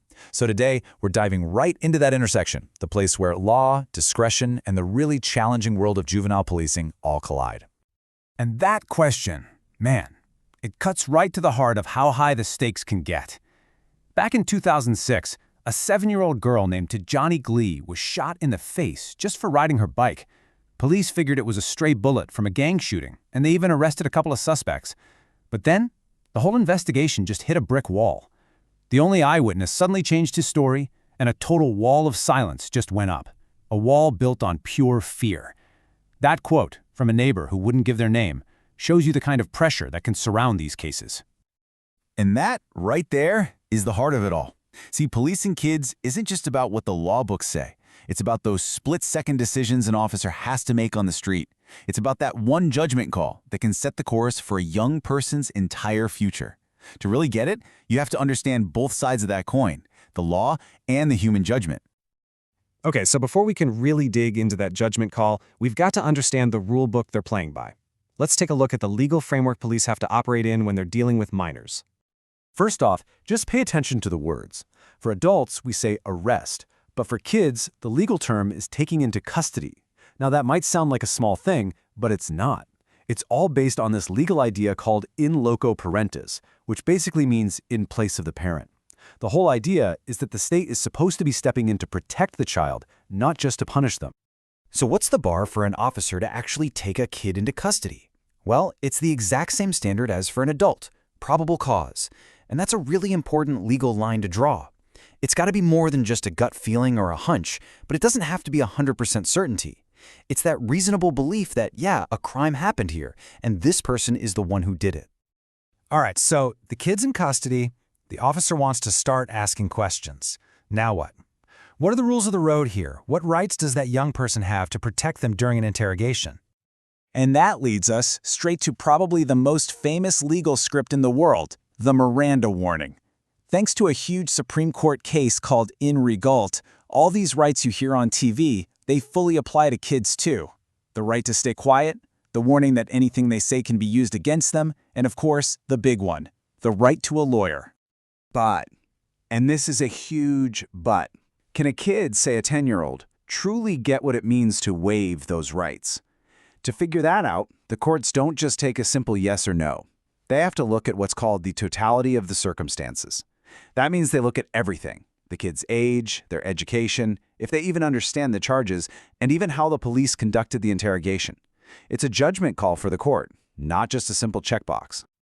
Okay, so we've got the laws on the books, but now let's get to the other half of the story, the officer's discretion. This is where the law on the page meets the reality on the street. This is where that judgment call really happens. And this is what that discretion looks like on the ground. Just check out these numbers. So yeah, most juvenile cases, about 62% get sent to juvenile court. But look at that next slice. 28% are handled informally, and the kid is just released. Think about that. More than 1 in 4 times, an officer is making a call to keep a kid out of the formal system entirely. That's discretion in action. So what's going through that officer's head? What makes them lean one way or the other? Well, it's a whole mix of things. Obviously, how serious the crime is plays a huge part. But so does the kid's attitude, their prior record, even things like whether the officer thinks the parents are willing to step up and help. All of this is getting weighed in a matter of minutes. And this, of course, leads to the big, tough question.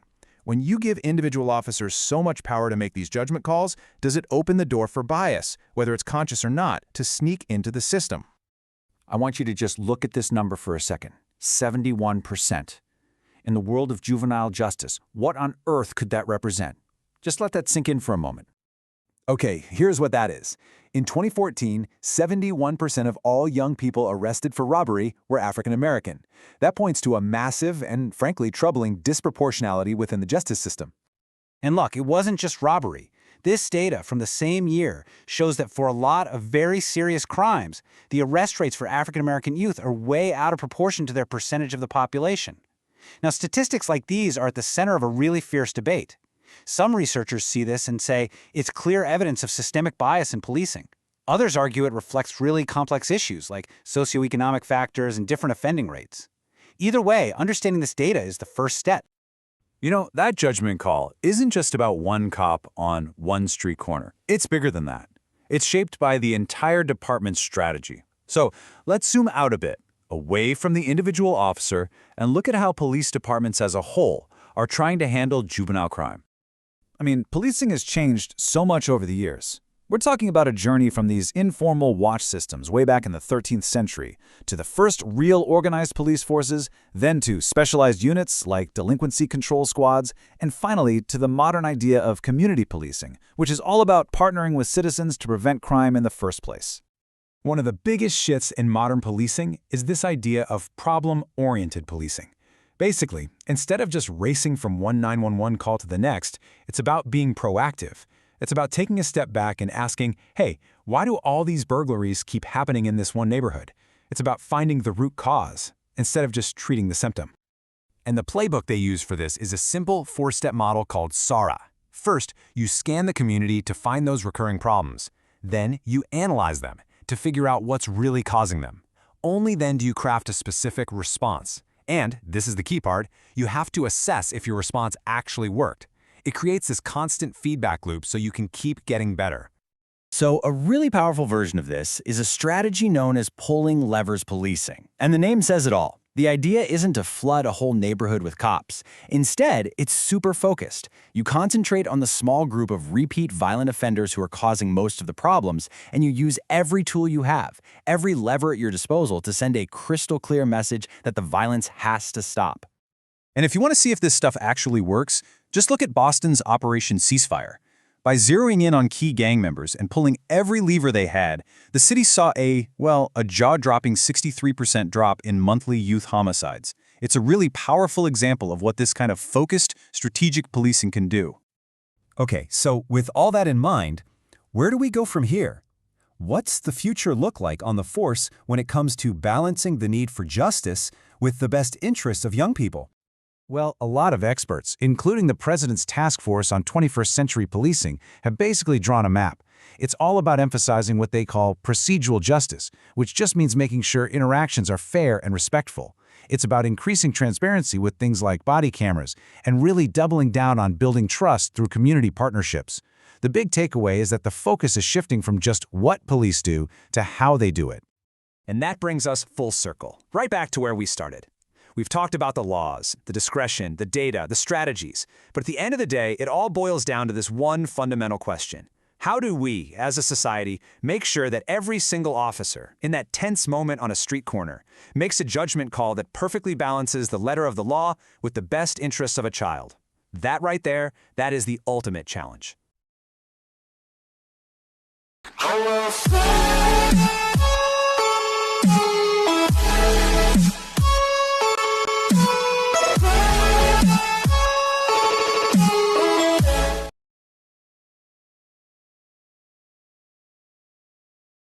All right, let's dive in. Today, we're putting the U.S. juvenile court system itself on trial. We're going to look at where it came from, how it works, and get to the bottom of the fundamental question that's been nagging it for over a century. Is this system here to help kids or to punish them? Just listen to this. This was the actual chilling reason a teenager gave after being found guilty in the brutal killing of a homeless man. The crime was completely senseless, and the explanation, even more so. You know, it's cases like this that really force us to ask a deeply uncomfortable question. And that really is the heart of the matter, isn't it? When a kid does something truly terrible, What are we trying to achieve? Is it about punishment or is it about rehabilitation? That tension, that tug of war between those two ideas, well, it defines the entire juvenile court system. So to really get a grip on this, we've got to go back to the very beginning. See, the juvenile court wasn't created to be just a mini version of adult court. Nope. It was founded on a totally different and pretty radical idea. And that idea is wrapped up in this Latin term, parens patriae. It literally means parent of the country. Think of it like this. If your kid messes up at home, a good parent doesn't just throw the book at them. You try to figure out why they did it and teach them a better way, right? Well, that was the original mission of the juvenile court, for the state to act like a surrogate parent, focusing on fixing the problem, not just on punishment. Okay, so that's the big idea. But what does it actually look like when a young person enters the system? Well, their journey starts at this really critical crossroads, way before a judge ever even sees the case. First up is intake. This is basically a screening to decide if the case should even go to court. After that, there's a detention hearing to decide if the youth can go home or has to stay in custody, and that's a huge decision. Then comes this crucial off-ramp called diversion, which can steer a kid toward a treatment program instead of a courtroom. It's only if a case gets through all those filters that a formal petition is filed and things get serious. And you really can't overstate how important these early stages are. I mean, look at the data. Almost half of all juvenile cases are dealt with before they ever get in front of a judge. This just shows you the incredible power these early decisions have in shaping a young person's entire future. But this stage is also where we see a really troubling pattern emerge. The data shows a pretty stark racial disparity. As you can see here, African American youth are detained at a much higher rate than white youth. This raises some serious questions about fairness and bias right at the very front door of the system. Okay, next we get to what is probably the most profound, most life-altering decision in the entire juvenile system. It's what some call the point of no return. This is when the court decides to waive its jurisdiction, to basically give up on a child and send them into the adult criminal justice system. This is the ultimate test of that whole parens patriae philosophy. It forces us to ask, at what point does a child stop being a child in the eyes of the law? The consequences of this decision are just massive, because the adult system, well, it plays by a completely different set of rules. It's like we're talking about two different universes. The juvenile court is aiming for rehabilitation. The adult court is all about punishment. One is focused on what's best for the kid, the other is focused on public safety. The sentences are flexible on one side and rigid and punitive on the other. Sending a kid across this line isn't just a change of courtroom. It's a complete 180 on the whole philosophy. So the big argument for transferring kids to adult court is that it's supposed to be a deterrent, right? Get tough, crack down, and make society safer. But when researchers actually dug into the data to see if that was true, they found something, well, something that goes against all common sense.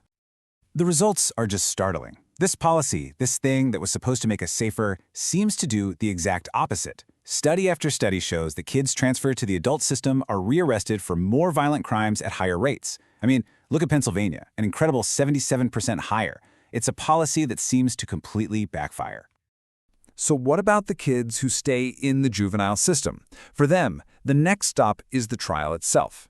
And over the past 60 years or so, the Supreme Court has completely changed what a juvenile trial looks like, giving kids many of the same legal protections that adults have. This entire revolution was built around one core legal idea: due process. You see, the original thinking was something like, hey, if the court is trying to help these kids, why do they need a bunch of rights? But starting in the 1960s, the Supreme Court began to say, whoa, hold on. Even a system with the best intentions has to be fair. The real game changer was a 1967 case called In re Galt. That's the one that gave kids fundamental rights, like the right to have a lawyer. And since then, the Supreme Court has kept building on that, ruling out the death penalty for juveniles and banning mandatory life without parole sentences. They've essentially built this constitutional wall of protection around kids in the justice system. But for all these new protections, there is one huge, crucial right that's still missing. In most states, kids do not have a constitutional right to a trial by jury.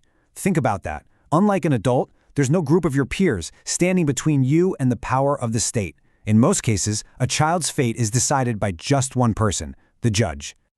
And that brings us to the end of the line, the verdict, and what comes next. In the juvenile system, they don't call it sentencing. They call it disposition. Even the word itself is supposed to reflect that original goal of disposing of the case in a way that's best for the child. So what actually happens to kids who are found delinquent? Well, the numbers might not be what you expect. Despite all the headlines about serious crime, the vast majority, 64%, get sentenced to formal probation. Only about a quarter are actually placed in a residential facility. Probation is by far the true workhorse of the juvenile justice system. And yet, for all its talk about helping kids, many critics argue the juvenile court has really lost its way. This legal scholar, Barry Feld, he just nails the central conflict. He basically says that the system still uses the language of rehabilitation, but when you look at what it actually does, it looks a whole lot like the adult criminal court it was created to be different from. Which brings us right back to where we started. The whole system was founded on this noble idea of the state acting like a parent. But after more than a century, has that mission been lost? Has the court that was designed to save children slowly turned into just a junior version of the one designed to punish adults? That right there is the question at the heart of the juvenile court's trial today.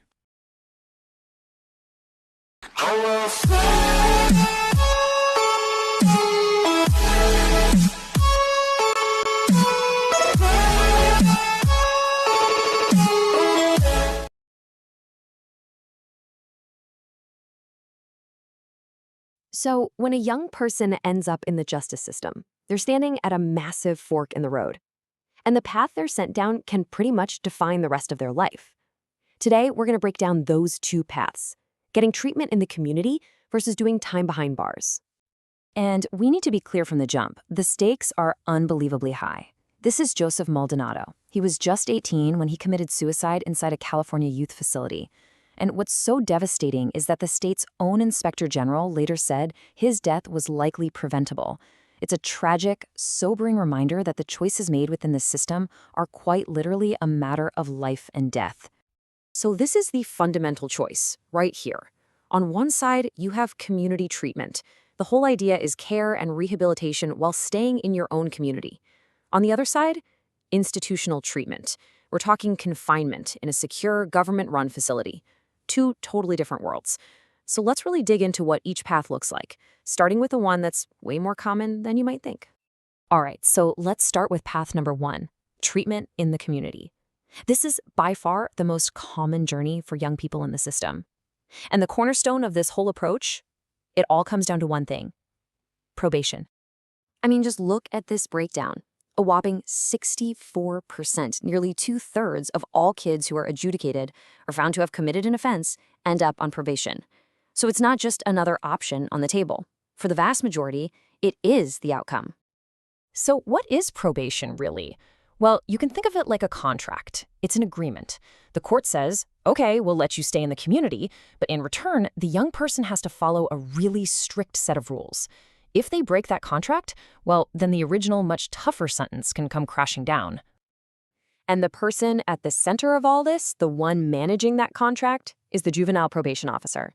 And their influence is just immense. They're involved at every single stage of the process. From the very beginning, when a complaint comes in, to helping decide whether a kid gets to go home or has to stay in detention, to actually advising the judge on the final sentence, and then, of course, supervising them out in the community.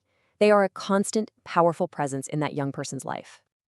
And look, when it works, it really works. It can be completely life-changing. Take the example of Karen's story from our source material. She was 16, facing a bunch of charges. Things weren't looking good. But through a mix of house arrest, really intensive supervision, and therapy for the whole family, she was able to completely turn her life around. It's just a powerful reminder of what's possible when community treatment has the resources it needs. But, you know, community treatment isn't always the path that's chosen. So what happens then? Well, now we're going to explore that other fork in the road, life inside a secure correctional facility. So get this, on any given day back in 2013, there were over 54,000 young people locked up in residential placement across the country. To put that into perspective, that's enough to fill a Major League Baseball stadium. Now, that number has gone down since then, thankfully, but it's still just a staggering figure to think about. And this next point, this highlights one of the most urgent and deeply troubling issues in the entire system: racial disparity. The custody rate for African American kids is more than 4 times higher than it is for white kids. And the source material is clear. This isn't just about who gets arrested more. It often boils down to decisions made way earlier in the process, like whether to detain a kid before their hearing or what kind of lawyer they get. And once inside these facilities, a harsh new reality takes over. There's this inmate social code that develops, where survival often means you have to exploit other people and you definitely don't trust the staff. And these challenges can be even worse for girls, who often face more restrictive rules and have access to fewer programs for things like education or job training. Now, there is supposed to be a check on the system to prevent this from being the default option. It's a legal principle called the least restrictive alternative, and it's basically a rule that says courts must choose the least secure setting that can still help the child. It's meant to be a safeguard against unnecessary lockups. So, whether a young person is in the community or behind walls, the official goal is exactly the same: rehabilitation. But that leads to the really crucial question, doesn't it? Are these programs actually working? Are they delivering on that promise? This is it. This is the million-dollar question for the entire juvenile correction system. After all is said and done, do these interventions actually stop a young person from committing another offense down the line? And thankfully, we're not just guessing here. We have a lot of data on this, and what it shows is pretty clear. Programs that focus on teaching real-world skills, how to manage your anger, how to talk to people, how to solve problems, those have consistently positive effects. But other things like wilderness camps or scared straight type programs, they show weak or even no effect on recidivism. So the big takeaway is that how we try to help these kids matters a lot. And you can really see the impact of these effective programs in personal stories, like Michael's. He was 15 years old, part of a culinary arts program in a detention center, and what he said is so simple but so powerful. Sometimes you get frustrated, but you have to not give up. It just shows that giving a kid a real, meaningful skill can also give them a reason to hope. Of course, the story doesn't end when this sentence is up. For those kids who were locked up, just returning to the outside world is a massive challenge in itself. And this whole next phase is all about what we call aftercare and reentry. When we hear the word reentry, we might just think about the day a person walks out the gates. But it's so much more than that. It's this whole process that's supposed to start before they're released, with planning, and continue long after they're out with support services back in their community. And modern approaches, like this intensive aftercare program model, are really trying to get this right. And the key insight here is that it's not just about focusing on the kid. It's about working with their family, their school, their potential employers, their entire support system. It's a holistic approach that understands that for reentry to be successful, the whole community has to be involved. And this really brings us to the biggest, most fundamental question of all. After looking at these two paths, at the data on what works, at the huge challenges of reentry, we have to step back and ask, what are we actually trying to do here? Is the true purpose to rehabilitate and restore these young people, or is it at the end of the day just to punish them? The way we answer that question is going to define the entire future of juvenile justice.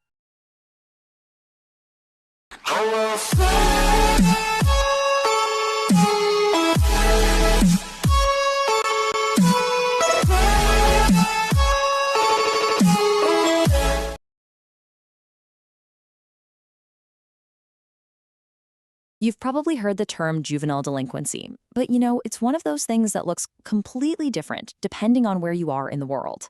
It's this universal story for sure, but the plot changes in every single country. So let's dig in and see what the data actually tells us about youth crime on a global scale. And just to show you how serious this can get, let's go back to the 1990s in Japan. There was this huge surge in youth violence, and one of the most shocking things to come out of it was something the gangs called uncle hunting. I mean, it was exactly what it sounds like. Groups of kids would target and brutally beat up lone businessmen, a lot of the time just for the thrill. It's a pretty stark reminder we're not just talking about minor mischief here. And what happened in Japan? Well, that was hardly a one-off. We see this pattern of youth violence all over the globe, just with its own local flavor. You had the skinhead violence in Germany right after reunification, which was really fueled by all this unemployment and social chaos. Or think about Mexico, where kids, teenagers have been hired by drug cartels as hitmen. It's a global problem, no doubt, but the causes and the consequences are intensely local. So that brings up a huge, huge question. If you've got a 15-year-old in Mexico involved with a cartel and a 15-year-old in Germany in a skinhead group, how on earth can anyone, researchers, governments, get a clear picture of what's going on and actually compare these things? And this right here is the biggest challenge when you try to study delinquency across different countries. It honestly feels like you're trying to compare apples and oranges, because the legal systems, the way things are defined, the way data is collected, it's also different. Okay, so let's break down the 3 biggest hurdles researchers face. First off, what one country legally calls a crime might be totally different in the country next door. Second, how do you even measure it? Are you counting arrests like they tend to do in the US? Or are you counting cases that the police have actually solved, which is more common in Europe? And third, what even is a juvenile? In one place it's anyone under 18, somewhere else it might be under 20. It's a real mess. It sounds almost impossible to get a clear picture, right? But here's the cool part. Even with all these massive hurdles, researchers have managed to stitch the data together. And when they do, some really surprising and incredibly important stories start to pop out. All right, let's get into it because this is where things get really fascinating. We're going to look at what the research actually shows about youth crime trends, especially when you put Europe and the United States side by side. So here is the big twist.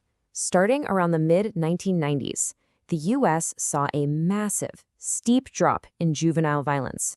But at the exact same time, many European countries were seeing the complete opposite. Their rates were going up. Now, this totally flips a lot of common assumptions on their head, and it's a puzzle that people are still trying to figure out today.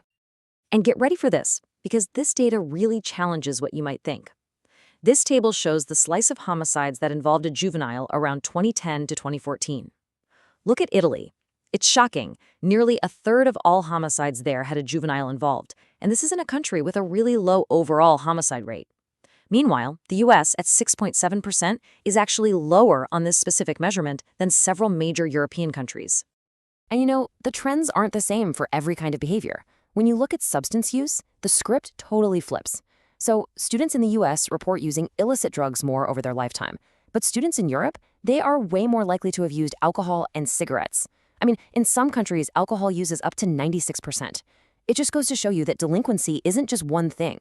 So if the problems look so different, violence is going up in one place, drug use patterns are totally different somewhere else, how in the world do different societies build their justice systems to deal with all these challenges? Okay, let's get into the nuts and bolts of how countries actually put together their response. And we're going to use England as our main example here, mostly because it shares a legal history with the US, which makes for a really interesting comparison. So this shows you the very structured path a young person in England might go down. After they're apprehended, look at the key steps. There's a specific bail hearing, there's a formal step for diversion, where police can issue a caution to keep a kid out of court, and then a national prosecution service has to decide to move forward before it even gets to a special youth court. It's a very deliberate, step-by-step process. So here's the absolute crucial point, especially for smaller stuff. How do they handle minor offenses? In England, there's a formal official system of police cautions and reprimands designed to push kids away from the court system. In the US, that same decision often just comes down to the individual police officer's discretion, right there on the spot. It's a huge difference in both philosophy and how things work in practice. And kind of guiding this whole global conversation are principles like this one from the United Nations. These are called the Beijing Rules, and they basically say that locking up a young person should always be the absolute last resort, and if you have to do it, it should be for the shortest time possible. This is the ideal, the North Star, that justice systems everywhere are supposed to be aiming for. So, with all these different problems and all these different systems, where are we headed? What are the big ideas that are going to shape the future of youth justice all over the world? Well, the research points to 3 big ideas for the path forward. First, more visibility. We need to make these super complex systems more open and accountable. Second, the focus really needs to be on the community, because that's where delinquency often starts, but it's also where the best prevention happens. And finally, we've got to get better at anticipating trends, using solid research to get ahead of problems instead of just reacting to them all the time. Which brings us to this one final, really critical question.